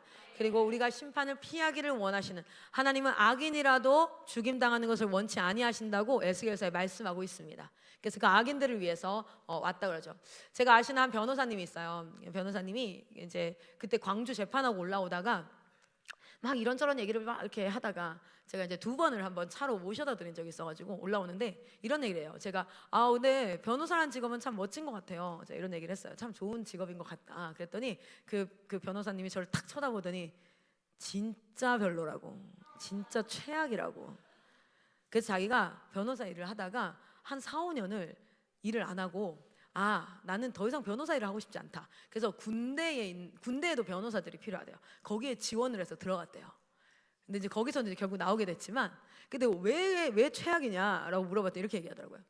변호사는 되게 정의로운 줄 안다고. 그래서 막 드라마에 나오는 것처럼 막 대한민국의 주권은 뭐 국민에게 있고 막 이런 것만 하는 줄 안다고 근데 변호사는요, 누군가가 자기에게 변호를 요청했을 때 거절할 수 있는 권한이 없대요. 무슨 뜻이냐면 얘가 나한테 변호를 해달라고 하는데 완전 쓰레기야, 이게 완전 잘못했어, 엄청 열받아 나도, 야 이거 완전 잘못했네? 해도 내가 변호를 해줘야 된다는 거야. 그래서 내 클라이언트가 원래는 자기의 양심상은 10년형을 받아야 돼. 예를 들어 20년형을 받아야 돼. 근데 내가 이걸 깎아주는 게 내 일이라는 거야. 그러니까 죄를 경감시켜주는 게 일이라는 거야. 내가 봐도 이놈은 완전 죄인인데 내 일이 뭐냐면 이 죄인을 뭐 하는 거예요? 변호하는 일이라는 거예요. 그래서 이제 거절할 수 없기 때문에, 거절하면 변호사법 위반이래요. 그래서 고소 나간대요. 그래서 거절하는 방법이 두 가지인데 한 가지는 뭐 연락을 안 받는 거고 두 번째는 비용을 천문학적인 금액으로 올린대요. 그래서 나는 이거 하려면 100억을 주셔야 된다, 뭐 이렇게 이제 해버린다는 거죠. 근데 실제로 자기가 변호를 너무 맡기 싫은 파렴치한 사람이 있었대요. 태도도 너무 파렴치하고 너무 최악이더래. 그런데 이 사람이 자기가 계속 수임료를 한 10억을 불렀대요. 10억도 작은 돈은 아니잖아. 그래서 엄청 후회했대. 더 불렀어야 되는데 그 사람이 준다 한 거야. 그래서 정말 속으로 이렇게 표현해서 젠장 씨 이렇게 된 거죠. 이 변호사님 저한테 직접 제 귀에 그렇게 말씀하셨어요. 진짜 깜짝 놀랐다. 그걸 하기로, 그래서 계약을 해야 되는 거야. 그래서 이 사람을 변호를 해야 되는데 이 사람의 태도도 너무 진짜 개차반이고 너무 변호하고 싶지 않고, 이 사람이 저지른 범죄도 너무 진짜 이건 있어서는 안 될, 사회에 이런 거 있으면 얘는 한번 호되게 혼나야 돼, 감옥 가야 돼 라는 사람인데, 그래서 이제 변호사들은 사건 하나만 맡지 않거든요. 동시에 한 4-5개를 맡아요. 그리고 재판이 막 일주일에 한 2번씩 3번씩 있어요. 근데 그 일을 할 때만은 진짜 너무 힘들고 하기 싫고 진짜 너무 싫고 막 회의감이 들더래요. 내가 변호사를 왜 해가지고 이런 사람을 내가 변호를 해갖고 형량을 깎아주면 말이가 막 이러고 있는데, 수요 예배를 딱 드렸대. 그분 대전에 사시거든요. 수요 예배를 딱 드리는데 성령님에 대한 설교를 하시는 거예요, 목사님이. 근데 그 예배 때 뭐가 깨달아졌냐면, 성령님이, 여러분 누구를 변호하세요? 성령님이, 여러분이 성령님을 임재하신다, 성령님이 우리를 도우신다는 건 무슨 뜻인지 압니까? 이 세상 최악의 쓰레기 죄인들을 변호하신 거예요. 우리가 괜찮은 사람이라서 이게 아니라 정말 이런 짓은 절대 다시는 하면 안 돼, 얘는 따끔하게 아주 그냥 벌을 받아가지고 그냥 진짜 다시는 이런 짓 하면 안 돼, 왜냐면 얘 이런 짓 했다가는 다른 사람들이 다 피해봐, 이런 죄인들이 우리라는 거예요. 우리는 최악의 죄인이다. 그래서 우리는 하나님 앞에 원수된 자들인데 이런 우리를 변호하신다는 거야, 성령님께서. 그게 깨달아지면서 본인이 하나님의 은혜가 깨달아지는 거죠. 진짜 하나님의 은혜가. 제가 사역을 하다 보면요, 이런 거 있어요. 막 우리 학생들 중에 진짜 잘못했거든요. 그리고 얘 진짜 하나님 앞에 진짜 아닌데 만약에 기타를 차양단 서고 또는 한다사 가면 마이크 잡고 막 인도하잖아요. 지는 진짜 아니면서 나와가지고 막 인도하는 거 보면은 제 속에서 어떤 마음이 드냐면 저래도 되나, 그런 생각이 드는데, 그때 제가 어떤 생각이 들었냐면요, 제 이런 생각이 들어요. 너 침대에서 네가 하는 생각, 네가 사역자랍시고 앉아가지고 하는 생각들, 하나님의 사역이 나에게 조금만 힘들면 드는 생각, 너 그거 있으면서도 나와서 마이크 잡고 다 하잖아. 그런데 아세요? 사람은요, 지가 진짜 큰 용서를 받았는데 다른 사람의 지랑 비슷한 작은 것을 용서하지 못하는 게 인간의 죄성입니다. 혹시 그 비유 아세요? 왕한테 엄청 큰 돈을 빌렸다가 자기가 갚은 걸 경감해 줬어요. 그래서 나가는 길에 자기한테 조금 빌린 거 그거 가지고 감옥에 쳐넣었죠. 그렇죠? 그래서 그 왕이 어떻게 합니까? 너 다시 들어와. 자기가 어떤 용서를 받았는지 모르고 뭐합니까? 사람을. 그래서 여러분 우리는요, 따라합니다. 단 한 사람도 내가 미워할 만큼, 내가 미워해도 될 만큼 죄인은 없다. 왠지 아세요? 내가 죄인이기 때문에. 내가 그 사람보다 더하여. 따라합시다. 내가 그 사람보다 더하다. 내가 그 사람보다 더했다. 그거예요. 그래서 그리스도인은 뭐합니까? 내 원수를 사랑하라 하셨죠. 사랑할 만한 사람을 사랑하는 건 당연한 거야. 그런데 그렇지 않은 자를 사랑해요. 그 사랑의 근거가 어디에 있습니까? 그 사랑의 근거는 그 사람에게 있는 게 아니에요. 그 사랑의 근거는 나의 하나님께 있어요. 나는 그 하나님을 믿음으로 그 사랑이 가능해집니다. 그래서 믿는 자는 사랑이 가능합니다. 그래서 여러분 삶 가운데요, 누가 미워져요? 꼴값이에요? 재수 없어요? 저 새끼 때문에 짜증나요? 열받아요? 내가 저 사람 때문에 이 일이 힘들어요? 당신은 지금 믿음이 없는 상태예요. 당신은 지금 믿음이 없는 상태예요. 자, 이 마지막 때에 우리가 첫 번째 심판을 통해서 실제 무엇이 일어날 수 있어요? 자연계에 이런 일들이 일어날 수 있습니다. 그러나 또 그러한 것들은 우리가 구약에 여러 예표되어진 사건들을 통해서 무엇을 볼 수 있냐면, 이 사건은 이때에 하나님이 누구인가가 계속 전해지는 것들이다. 하나님은 그 마음을 가지고 계시다. 그리고 심판을 피하라고 말씀하고 계시고, 그런데 예수를 믿는 인침받은 자들에게는 그러한 일이 없을 것이다 라고 말씀하고 계시니까 할렐루야. 자, 두 번째 나팔을 불 때로 한번 가봅시다. 두 번째 나팔을 봅니다. 두 번째 나팔 같이 읽습니다. 8장 8절에서 9절입니다. 읽겠습니다. 시작. 둘째 천사가 나팔을 부니 불붙는 큰 산과 같은 것이 바다에 던져짐에 바다의 3분의 1이 피가 되고, 바다 가운데 생명 가진 피조물들의 3분의 1이 죽고 배들의 3분의 1이 깨지더라. 아멘. 여러분, 실제 땅에 여러 가지 자연의 심판이 임하고 있습니다. 그리고 또 어떤 일이 일어나요? 바다 가운데 그러한 일들이 일어나는 거예요. 그런데 그 바다 가운데 일어나는 일들을 통하여서 무엇이 됩니까? 배들이 깨지고 막 이렇게 하면서 실제 우리는 바다를 통해서 먹을 것을 얻기도 하는데 그런 것들이 다 망가진다는 거예요. 그런 시스템들이 문자적으로 보자면 그런 것들이 망가집니다. 그런데 여기에서 또 우리가 상징적인 의미들을 한번 보자면 여기에 어떤 말이 나오냐면 불붙는 큰 산이라는 말이 나와요. 둘째 천사가 나팔을 부니까 불붙는 큰 산과 같은 것이 바다에 던져졌대요. 그러니까 바다가 그냥 갑자기 그렇게 된 게 아니라 땅은 어떻게 망가졌어요? 피 묻은 우박과 불이 섞여서 떨어지면서 불타는 일이 일어났는데, 바다는 어떤 일이 일어나면 불붙는 큰 산이 툭 떨어져요. 어디에? 바다에. 그랬더니 바다의 3분의 1이 피가 됐어요. 그리고 나서 생명 가진 피조물들이 다 어떻게 됩니까? 당연히 물이 아니라 피가 되니까 다 죽어요. 배의 3분의 1이 다 깨져요. 그런 일이 발생해요. 그러면 이것은 구약에 있었던 사건이었을까요? 네, 한번 가볼게요. 예레미야서 51장입니다. 예레미야서 51장. 예레미야 51장에는 불붙는 큰 산이 나와요.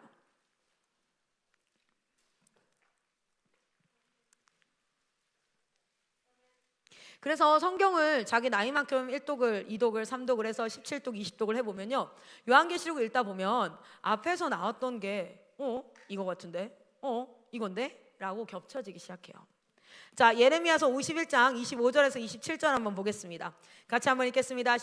예레미야서는 언제 쓰여졌었죠? 여러분 기억납니까?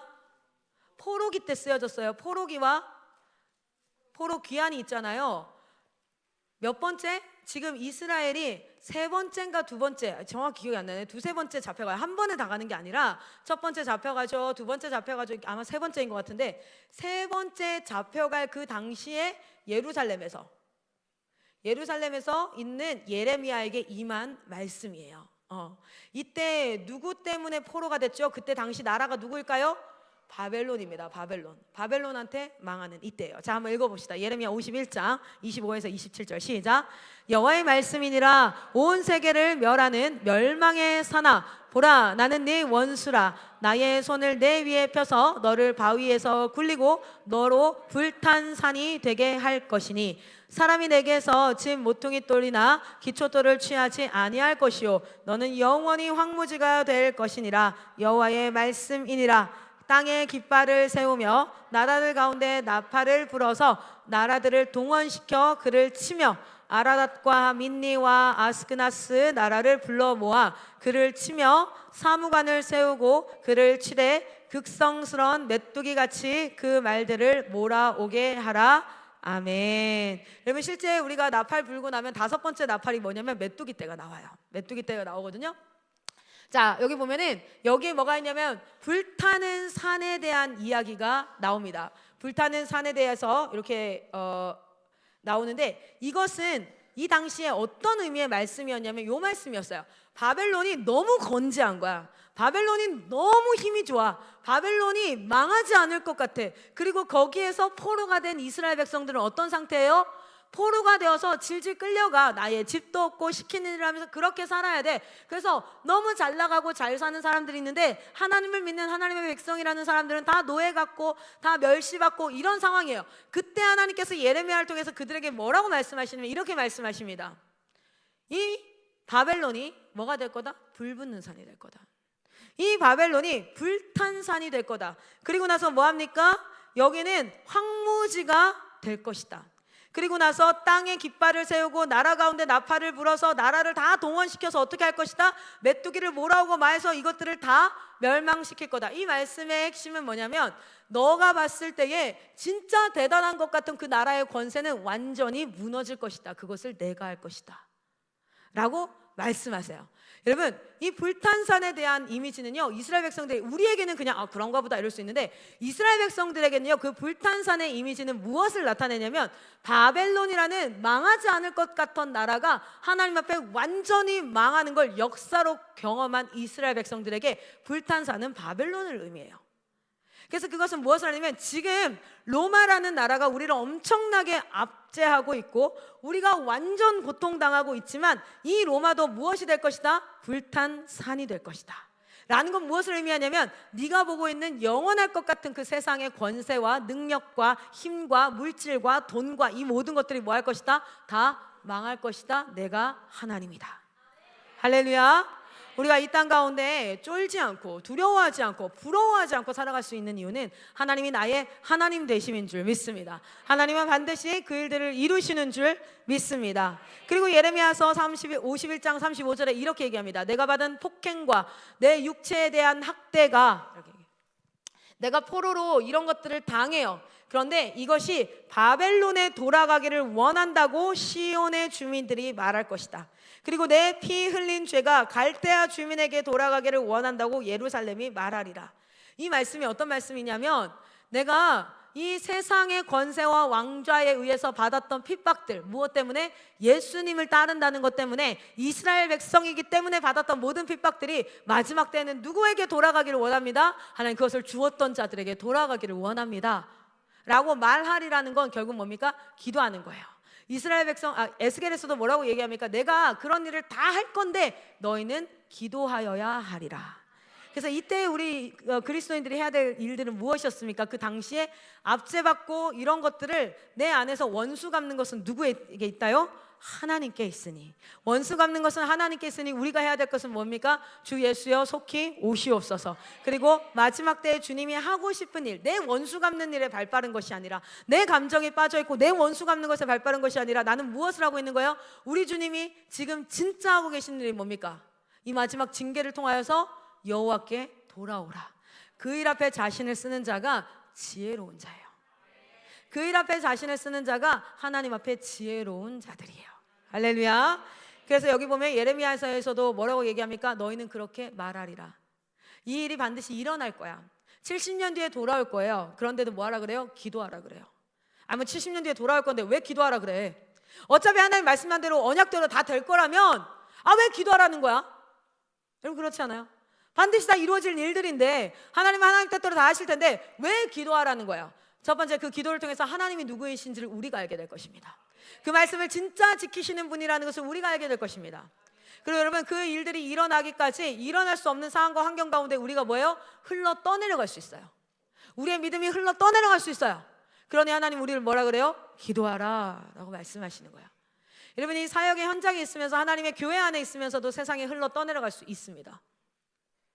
여러분 기도하십시오. 하나님의 나라는 세워집니다. 하나님의 나라는 도래합니다. 하나님은 반드시 다시 오십니다. 보라 주님 구름 타시고 나 밟을 때에 다시 오시네. 이게 반드시 일어나는데 여러분, 이 일이 일어날 때까지 쉽지 않은 일들이 여러 가지가 앞에 놓여져 있어요. 하나님 그걸 아세요. 그래서 하나님 뭐라고 말씀하세요? 약속을 주시고요, 그 약속이 반드시 일어날 거니까 믿음으로 기도하라는 거예요. 그러면 너희는 그 일을 누가 이루었는지를 알게 될 것이고 하나님이 누구인지를 알게 될 거라는 거예요. 너희의 믿음이 그 일들이 일어나는 구원의 역사에서 흘러 떠내려가지 않으랄 거라는 거예요. 반대로 뭔 말입니까? 우리의 믿음이 흘러 떠내려갈 수 있어요.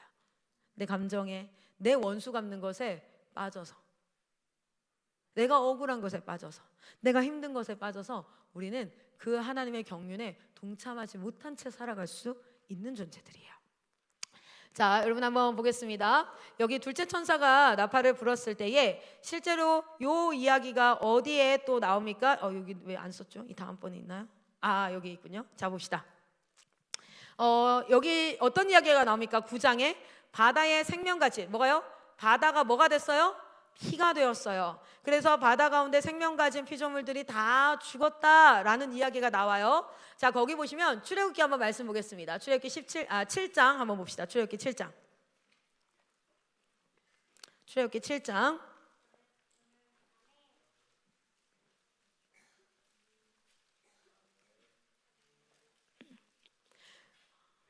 출애굽기 7장 17절에서 22절 같이 한번 읽겠습니다. 시작. 여호와가 이같이 이르노니 내가 이로 말미암아 나를 여호와인 줄 알리라. 볼지어다 내가 내 손의 지팡이로 나일강을 치면 그것이 피로 변하고 나일강의 고기가 죽고 그 물에서는 악취가 나리니 애굽 사람들이 그 강 물 마시기를 싫어하리라 하라. 여호와께서 또 모세에게 이르시되 아론에게 명령하기를 내 지팡이를 잡고 내 발을 애굽의 물들과 강들과 운하와 못과 모든 호수 위에 내밀라 하라. 그것들이 피가 되리니 애굽 온 땅과 나무 그릇과 돌 그릇 안에 모두 피가 있으리라. 모세와 아론이 여호와께서 명령하신 대로 행하여 바로와 그의 신하의 목전에서 지팡이를 들어 나일강을 치니 그 물이 다 피로 변하고 나일강의 고기가 죽고 그 물에서는 악취가 나니 애굽 사람들이 나일강 물을 마시지 못하며 애굽 온 땅에는 피가 있으나 애굽 요술사들도 자기들의 요술로 그와 같이 행함으로 바로의 마음이 완악하여 그들의 말을 듣지 아니하니 여호와의 말씀과 같더라. 아멘. 여러분, 둘째 재앙을 보면은 출애굽에서 사실 첫 번째 재앙이랑 굉장히 겹쳐 보여요. 그 첫 번째 재앙으로 통해서 어떻게 됐습니까? 나일강의 젖줄기를 먹고 살던 모든 사람들이 뭐 되어졌어요? 먹을 게 없었어요. 마실 물이 없었어요. 그리고 그 안에 있는 물고기나 여러 가지들은 다 죽게 생겼어요. 다 죽었어요. 그리고 그걸 통해서 뭐 해야 됩니까? 농사 짓고 이렇게 해야 되는데 모든 체계와 시스템이 망가지기 시작했습니다. 다 하나하나 망가지기 시작했어요. 그 재앙이 보여져요. 그런데 여러분 기억하십시오. 제가 이 재앙과 더불어 같이 배치했던 게 무엇이었냐면 요 말씀이에요. 가나 혼인잔치 말씀을 여러분 기억하십니까? 가나 혼인잔치에 보면요, 어떤 말씀이 나오냐면 예수님이 혼인잔치에 결혼식에 간단 말이에요. 근데 그 결혼식에 뭐가 없어요? 포도주가 없어요. 그래서 그 포도주를 물로 포도주로 바꾸는 그런 일을 말씀하세요. 여러분 잘 봅시다. 재앙이 임하고 심판이 임하고 죄가 임한 땅에는 죽음이에요. 그리고 시스템이 망가집니다. 그런데 예수님이 오셔서 첫 번째 표적으로 행하신 게 무엇이었냐면 그 물이 피가 되는 게 아니라 그 물이 뭐가 되는 거예요? 포도주가 되어서 그 잔치에 기쁨을 주고 그 잔치에 살아나는 역사가 보여지는 거예요. 할렐루야. 여러분, 이 가나 오는 잔치에 이 물두멍을 가지고 오라 그래요. 물을 가지고 오라 그래요. 이 물은 실제로 당시에 이렇게 거기는 사막이니까 그 결혼식장에 있으면은 손님들이 오잖아요. 막 걸어왔잖아. 그럼 샌들 신고 있으니까 이게 다 어떻게 되어져요? 더러워져요. 다 더러워져. 그래서 다 뭐 합니까? 하인들이 나와요. 나와서 뭐 할까요? 발을 씻겨줘요. 근데 그 발을 씻겨주는 물이 어디 있을까요? 그 문 앞에 항아리에 담겨져 있어요. 이렇게 그 물들이 담겨져 있어요. 그래서 그 물 항아리를 뭐 하는 거예요? 가지고 오는 거예요. 물을 떠오라니까 어디서 물을 지금 당장 길러 올 수도 없잖아요. 그러니까 그 물을 가져와요. 그러니까 가장 더럽고 그냥 가장 더러운 걸 씻기는 그 물을 가져와요. 그리고 나서 그게 뭐가 됩니까? 예수 그리스도로 말미암아 피가 돼요. 근데 그때 딱 예수님이 먼저 이 말씀하세요. 바로 그냥 바꿔주면 되잖아요. 근데 딱 이렇게 얘기하신다요. 뭐라고 얘기하세요? 봅시다. 포도주가 떨어진지라 예수의 어머니가 예수께서 이르시되 뭐예요? 이르되 저들에게 포도주가 없다 하니 예수님이 딱 이렇게 얘기하십니다. 같이 한번 읽어봅시다. 4절 시작. 예수께서 이르시되 여자여 나와 무슨 상관이 있나이까? 내 때가 아직 이르지 아니하였나이다. 아멘. 뭐냐면 여러분 사실은요, 예수님이 우리를 구원하실 이유가 있습니까? 없습니까? 없습니다. 여러분 예수님이 우리를 구원하셔야 될 이유는 없어요. 인과관계가 전혀 없어요. 하등 없어요. 여러분 나일강의 피로 변환들, 그래서 사람들이 다 죽게 생겼든 아무 하나님이 그렇게 구원하셔야 될, 하나님이 그것을 바꿔주셔야 될 하등의 이유가 없어요. 그런데 그럼에도 불구하고 뭐라고 얘기합니까? 하인들에게 무슨 말씀하시든지 그대로 하라. 그리고 나서 실제로 예수님이 뭐 하세요? 그들에게 물을 가져오라 라고 얘기해요. 그리고 그 물을 무엇으로 바꿉니까? 포도주로 바꾸세요. 무엇을 통해서? 예수님이 하등 이유 없는, 우리에게 그러실 필요 없는데 주님이 그렇게 하셔요. 근데 그걸 한번 우리에게 확인시켜 주셨어요. 하나님은 그렇게 하실 필요가 없었어요. 그런데 왜 그렇게 하셨어요? 우리는 이유는 딱 하나입니다. 하나님이 우리를 뭐 하셔서? 사랑하셔서. 하나님이 우리를 사랑하셔서. 잔치집이어야 될 집이 즐거움에 그 포도주가 없는 그곳에 하나님이 생명을 주시고 그곳에 뭐합니까? 기쁨을 허락하시는 이유는 하등 이유 없는 곳에 우리 주님이 우리를 사랑하셔서 하는 거예요.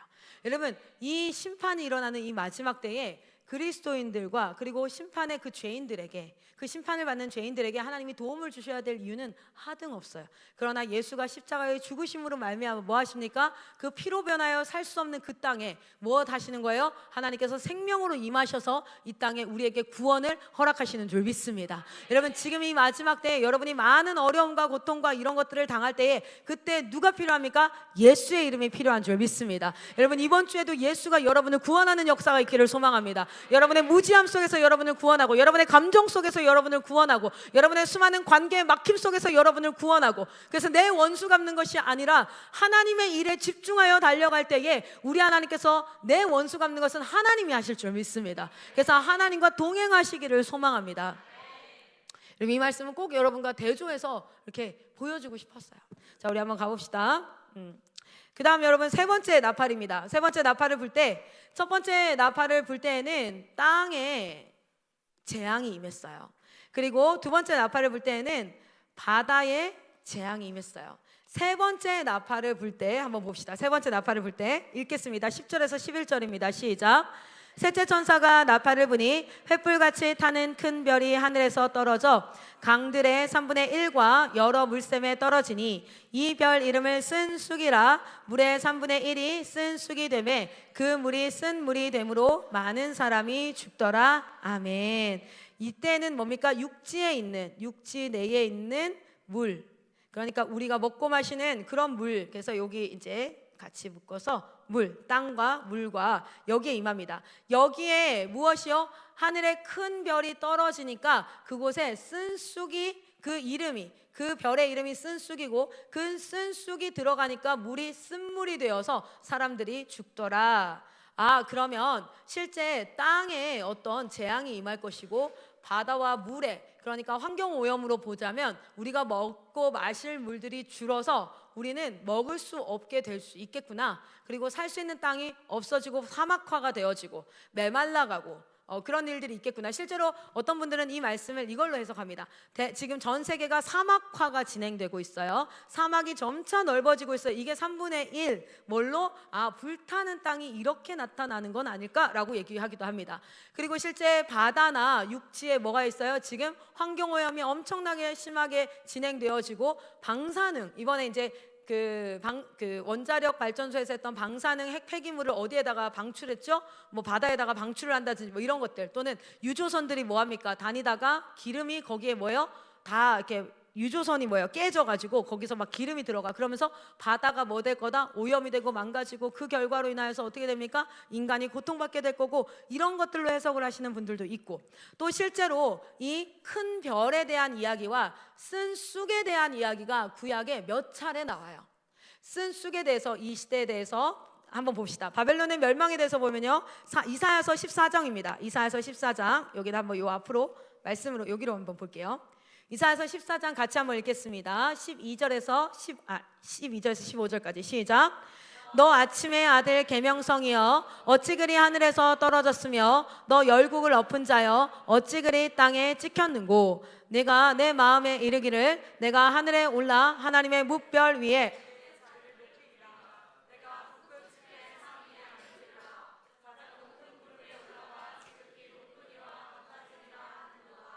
그러나 이제 네가 스올 곧 구덩이 맨 밑에 떨어짐을 당하리로다. 아멘. 여러분, 이 말씀을 좀 길게 설명할 수 없지만 이 말씀 또한 무엇을 의미하는 거냐면 바벨론의 멸망을 의미하는 말씀이에요.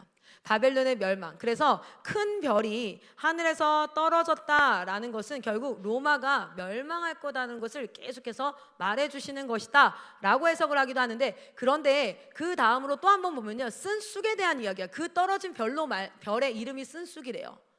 그리고 그 쓴쑥으로 말미암아 쓴물이 된대요. 요 내용이 뭘까라는 것을 한번 보면 신명기 말씀 한번 보겠습니다. 신명기 29장 17절에서 19절입니다. 같이 한번 읽겠습니다. 시작. 너희가 또 그들 중에 있는 가증한 것과 목석과 은금의 우상을 보았느니라. 너희 중에 남자나 여자나 가족이나 집하나 오늘 그 마음이 우리 하나님 여호와를 떠나서 그 모든 민족의 신들에게 가서 섬길까 염려하며 독초와 쑥의 뿌리가 너희 중에 생겨서 이 저주의 말을 듣고도 심중에 스스로 복을 빌어 이르기를 내가 내 마음이 완악하여 젖은 것과 마른 것이 멸망할지라도 내게는 평안이 있으리라 할까 함이라. 아멘. 여기는 무슨 얘기냐면요, 우상이 너희 안에 들어온다.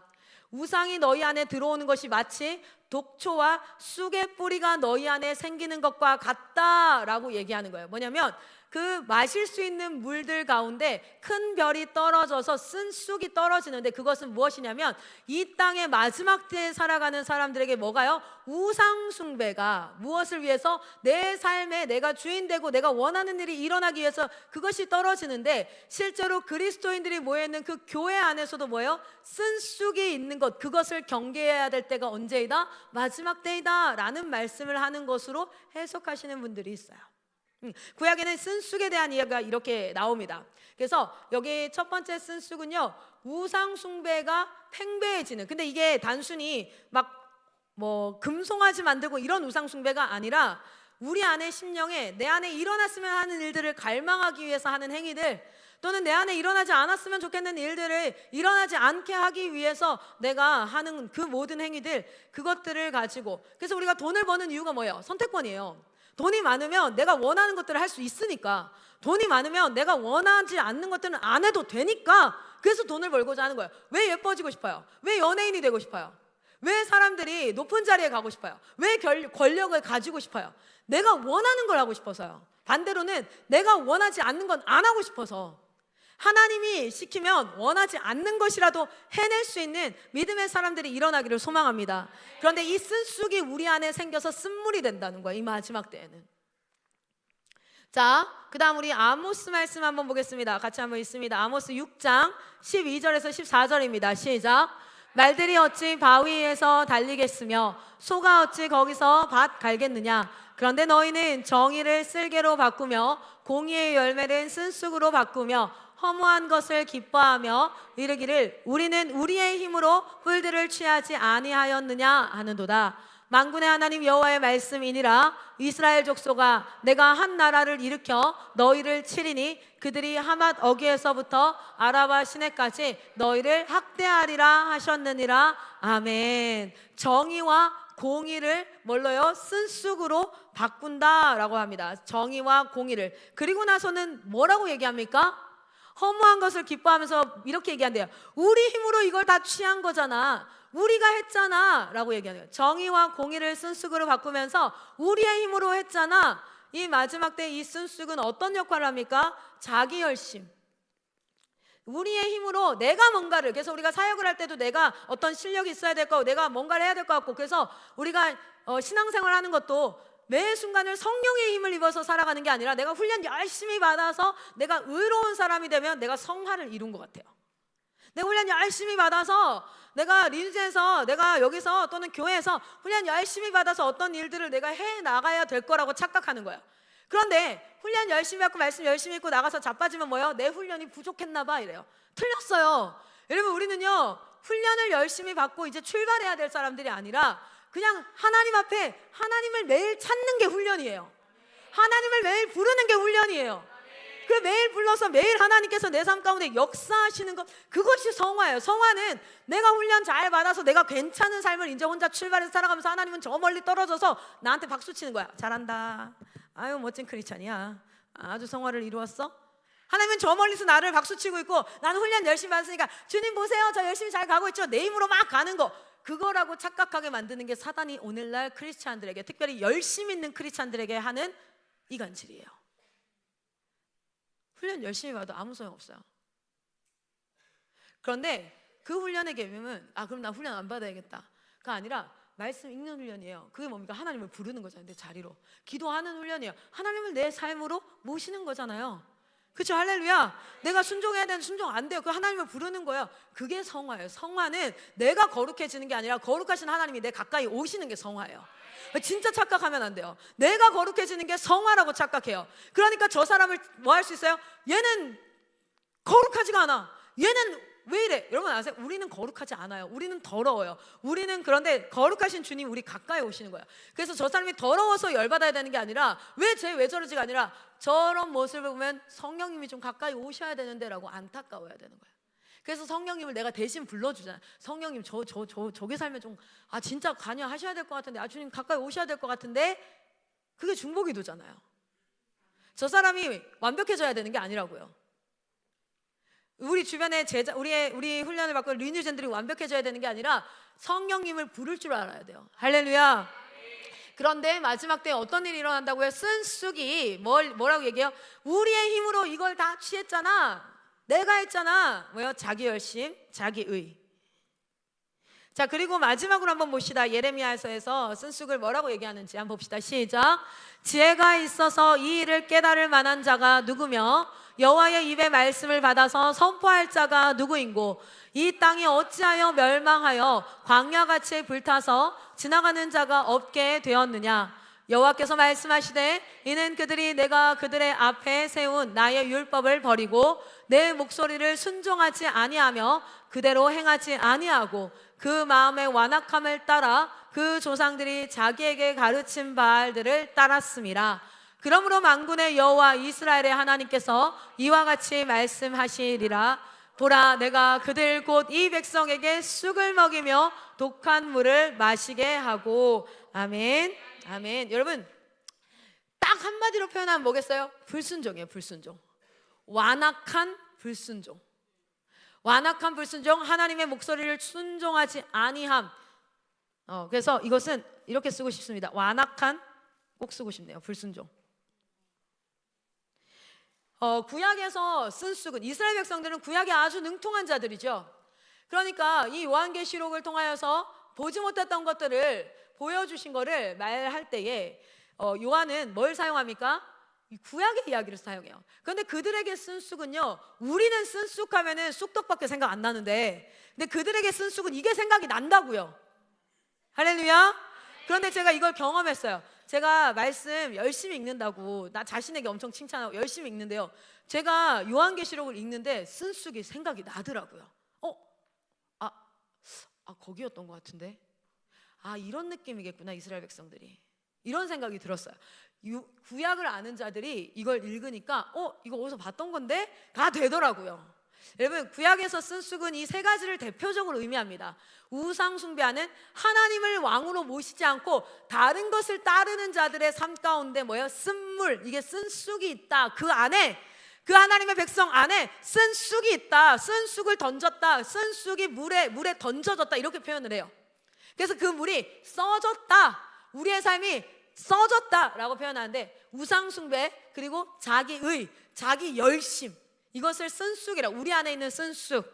그리고 뭡니까? 완악하게 고집스러운 불순종, 완악한 고집, 이런 것들을 쓴 쑥이라고 하는데, 이 마지막 때에 이러한 것들이 우리 안에 계속해서 뭐합니까? 이 세상에 편만하게 떨어진다는 거예요.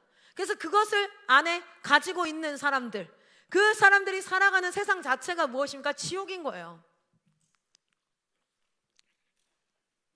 자, 우리 한번 마지막으로 보도록 하겠습니다. 마지막 요한계시록 8장 10절에서 여기 아닌데요, 12절에서 13절입니다. 마지막 네 번째 나팔이 부러졌을 때예요. 네 번째 나팔 같이 한번 읽겠습니다. 시작. 넷째 천사가 나팔을 부니 해 3분의 1과 달 3분의 1과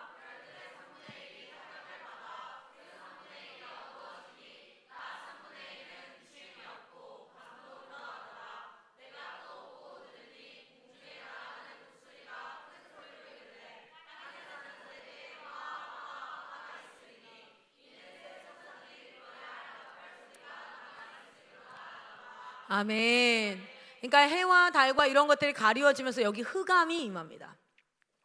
흑암이 임한다는 것, 실제로 이것이 물리적으로 흑암이 임하고, 그래서 옛날에 그런 것도 있었어요. 일식이 일어나거나 이런 것들이 일어나면 이 말씀이 일어나는 것 같아 라고 하기도 했었어요.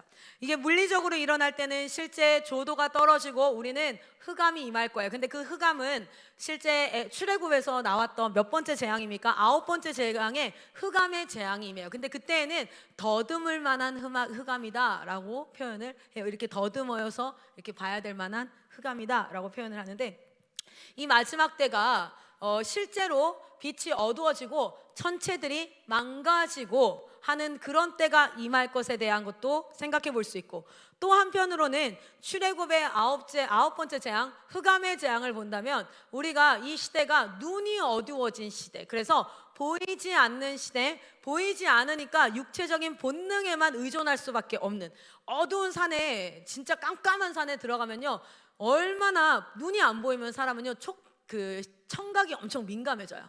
작은 소리에도 민감해져요. 그래서 뭐가 되어지냐면 보이지 않음으로 말미암아 주변의 소리에 의존해서 상황을 파악하고 판단하는 마지막 때는 혼미한 때, 어두운 때가 될 것이다 라고도 이야기를 합니다.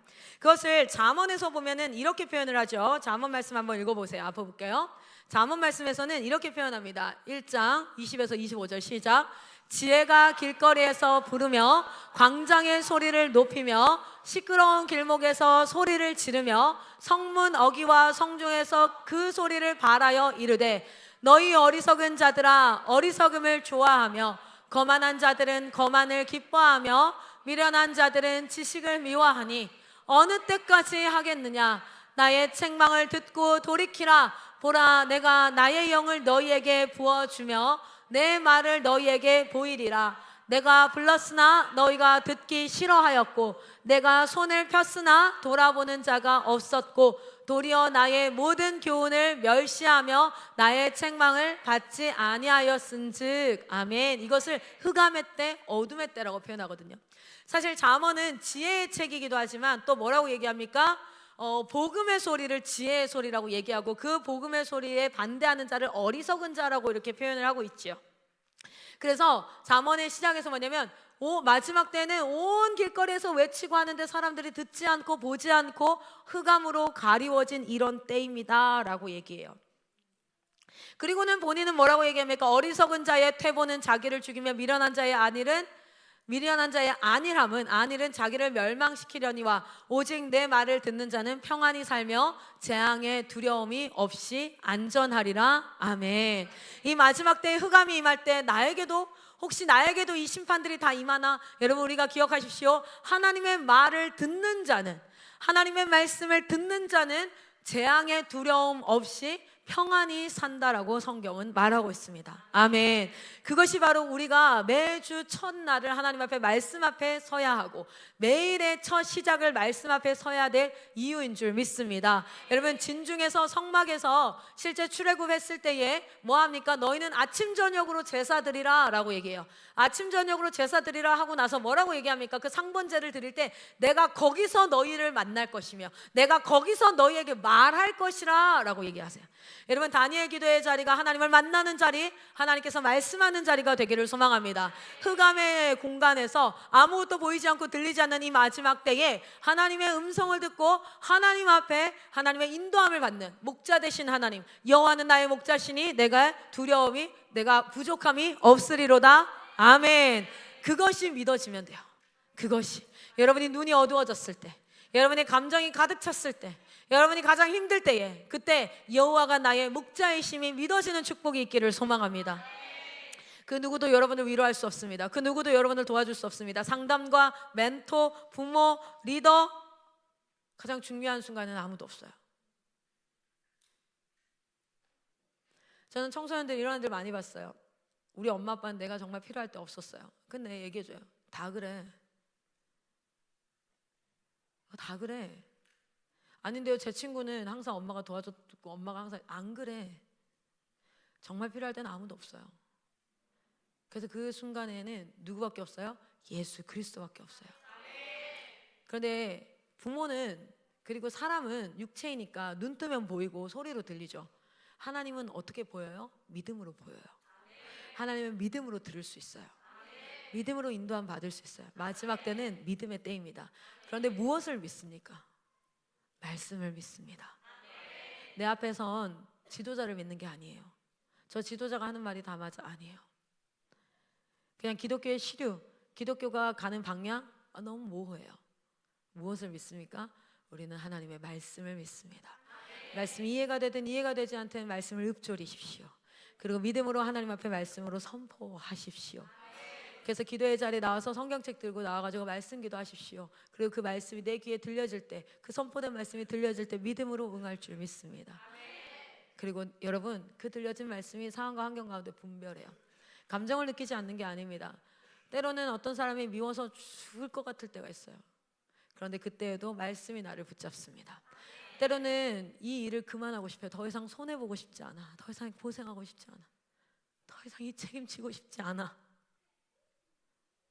내가 하지 않는 일 때문에 사과하고 싶지 않아. 내 인생의 유익이 아닌 것들 때문에 희생하고 싶지 않아. 너무 힘들어 할 때에 말씀이 나를 분별케 해서 선택하게 해요. 여러분이 똑똑해서가 아니에요. 말씀을 가까이 하시기를 축복합니다.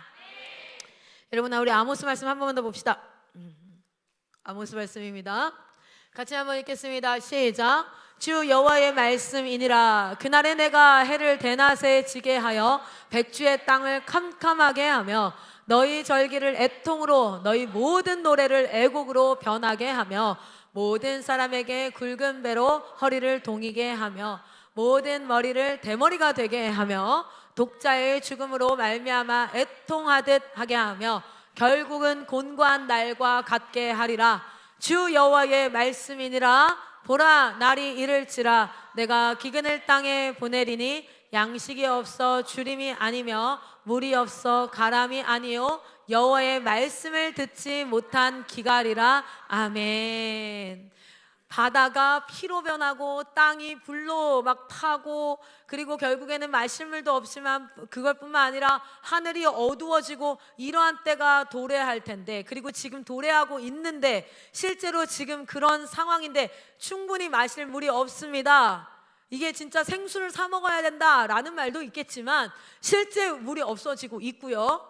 아시죠? 지금 이 지하수가 없잖아요. 이제는 우리가 먹을 물이 없어요. 정화 시스템, 정수 시스템 해야 되는 거, 뭐 이런 것들, 그런 것도 있지만 실제 우리가 먹고 마실, 영이 먹고 마실 말씀과 메시지들과 이런 것들이 우리 영을 죽이는 소리와 영을 살리는 소리를 봤을 때에, 영을 살리는 하나님의 말씀의 소리는 기갈의 때이고 영을 죽이는 소리는요 시끄럽게 울리고 있어요. 아까 잠언 말씀에 보이세요? 길거리에 시끄러운 소리가 엄청나게 우리의 귀에 들리는 때에 지혜의 소리가 성문 어귀에서 외치는 거거든요.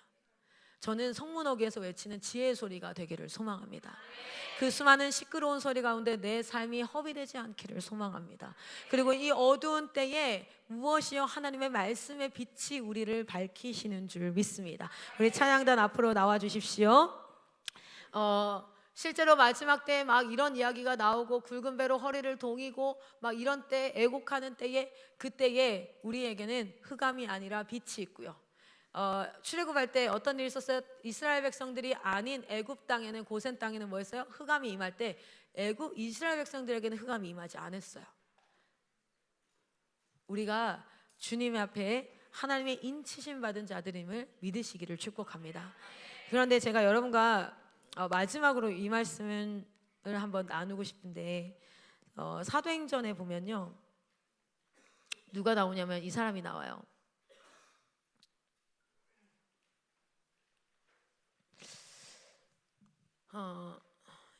이 사람이요, 흩어진 사람들을 두루 다니며 복음의 말씀을 전하고 있었대요. 그때 빌립이라는 한 집사가 사마리아 성에 가요. 그곳에서 예수님을 전파합니다. 그 말씀을 듣고요, 그리고 그 안에서 일어나는 그 표적들을 보니까, 그러니까 막 병고침이 일어나고 여러 가지 일들이 일어났겠죠. 그러니까 한 마음으로 그가 하는 말씀을 따라요. 많은 사람들이 붙었던 더러운 귀신이 떠나갔대요. 그리고 많은 중풍병자들이 나았대요. 저는 이 말씀을 읽으면 나도 좀 이런 일들이 일어났으면 좋겠다는 생각이 들기도 해요. 그랬으면 얼마나 더 파워풀하게 사역할 수 있을까? 여러분 한번 생각해보세요. 지금 여기서 아토피가 있는데 아토피가 클라라가 기도했는데 나아버렸어. 그러면 그 순간 조금 이상해지죠, 상황이. 사람들이 눈빛이 와우, 이렇게 되죠. 그리고 막 얘가 이제 세상에 완전 눈이 돌아갔었던 애인데 딱 기도했는데 그게 막 떠나가고 주님 앞에 막 춤을 추면서 하나님 앞에 예배를 드려. 그러면 우리 사역자들이 순간 어떻게 돼요? 와우, 내가 저의 제자가 되고 싶다, 나도 저걸 받고 이런 마음이 들지 않을까. 저 여기 막 아토피, 천식 막 이런 것들이 막 갑자기 낫고 막 이런 일이 있으면 참 그런 생각이 들 때가 있어요. 그런데 그 안에 큰 기쁨이 있었대요. 그런데 그때에 시몬이라 하는 한 사람이 있었다는 거예요. 전부터 마술을 행하면서 사마리아 성에서, 이 사람도 나름 막 이렇게 좀 영향력 있게 큰 일을 행하는 사람이었나 봐요. 뭐 귀신을 쫓아내고. 근데 이제 낮은 사람부터 높은 사람까지 다 따르며 이 사람은 크다 일컫는 하나님의 능력이라. 누가요? 빌립이. 그리고 오랫동안 빌립이 아니라 그 누구죠? 이 사람, 그 마술사 시몬. 그러니까 오랫동안 그 말술에 놀라면서 사람들이 많이 따랐어요. 근데 빌립이 하나님의 나라와 및 예수 그리스도의 이름에 관하여 전도함을 듣고 남녀가 다 세례를 받고, 근데 누구도 믿었어요? 시몬도 믿었어요. 시몬도. 그러니까 뭐냐면 그 마을에 원래 이렇게 막 그 우상 숭배하면서 이렇게 그 하던 사람인데 이 사람도 빌립을 따르게 된 거예요. 시몬도 믿고 세례를 받았대요. 그리고 전심으로 빌립을 따라다녔대요. 여기서 전심이라고 얘기합니다. 그렇죠? 자, 그리고 나서 그 나타나는 표적과 큰 능력을 보고 놀라요. 그때 예루살렘에 있는 사도들이 사마리아에도 하나님의 말씀을 받았다함을 듣고 누가 오냐면 베드로와 요한을 옵니다. 그리고 그들에게 와서 기도를 하는데요, 성령 받기를 기도합니다.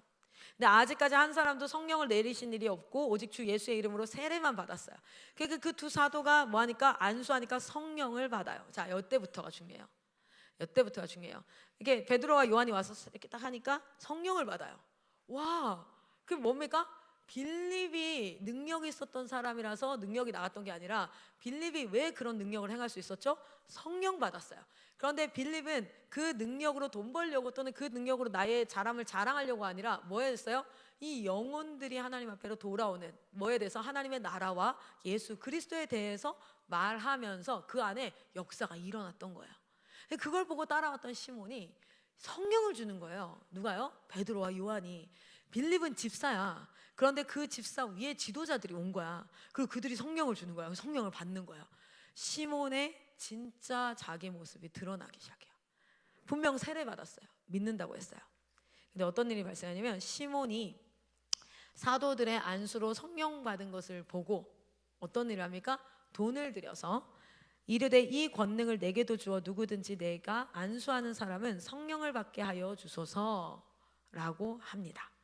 그랬더니 베드로가 엄청 뭐라 하면서 이렇게 합니까? 네가 하나님의 선물을 돈 주고 살 줄로 생각하였으니 네 은과 함께 네가 망할지어다. 하나님 앞에서 네 마음이 바르지 못하니 이 도에는 네가 관계도 없고 분깃될 것도 없느니라. 여러분, 성경에 이렇게 나와 있어요. 뭐냐면 빌립을 통해서 그가 믿었대요. 그리고 뭐 했답니까? 그가 전심으로 따랐대요. 그런데 그 믿었다, 전심으로 따랐다가 진짜 나타나는 현장은 어디였습니까? 삶의 현장이에요. 삶의 현장이에요. 삶의 현장에서 그는 믿지 않았던 것을 여전히 뭐예요? 자기가 더 잘나야 되는 거야.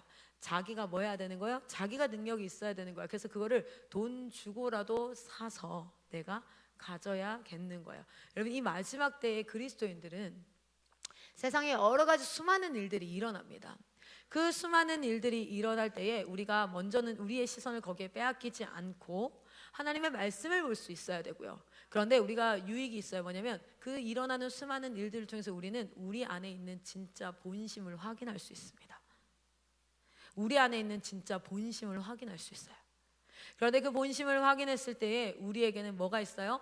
왜 이 징계가 점진적으로 기회를 주는가요? 그것은 믿지 않는 자들에게도 기회를 주지만요, 믿는 자들에게 드러난 자신의 본심을 누구 앞으로 가져와야 돼요? 하나님 앞으로 가져오십시오. 그리고 그 가운데 하나님 정결하게 씻어 주십시오. 베드로가 뭐합니까? 예수님이 발을 씻겨줘요. 그랬더니 하지 마세요 이렇게 얘기해요. 그랬더니 내가 네 발을 씻겨주지 않으면 너는 나랑 상관이 없다. 그랬더니 뭐래요? 머리끝부터 발끝까지 다 씻겨주세요 이래요. 그랬더니 이미 너는 씻김을 받았다. 그런데 네가 걸어다니면서 이제 뭐 하는 거예요? 묻는 이것들이 있다는 거. 이거를 씻기는 거잖아요. 그렇죠? 여러분, 우리는 이때에 우리는 예수 믿었다고 해서 완벽해진 게 아닙니다. 이 심판받는 이때에 우리는 순교자의 피가 되어서 복음이 증거되어지는데 삶을 내어놓는 지혜자가 되기를 소망합니다. 사람들은 손해보고 헌신하는 삶이라고 생각할지 모르지만 아니요, 가장 이익 보고 가장 이기적인 삶이에요.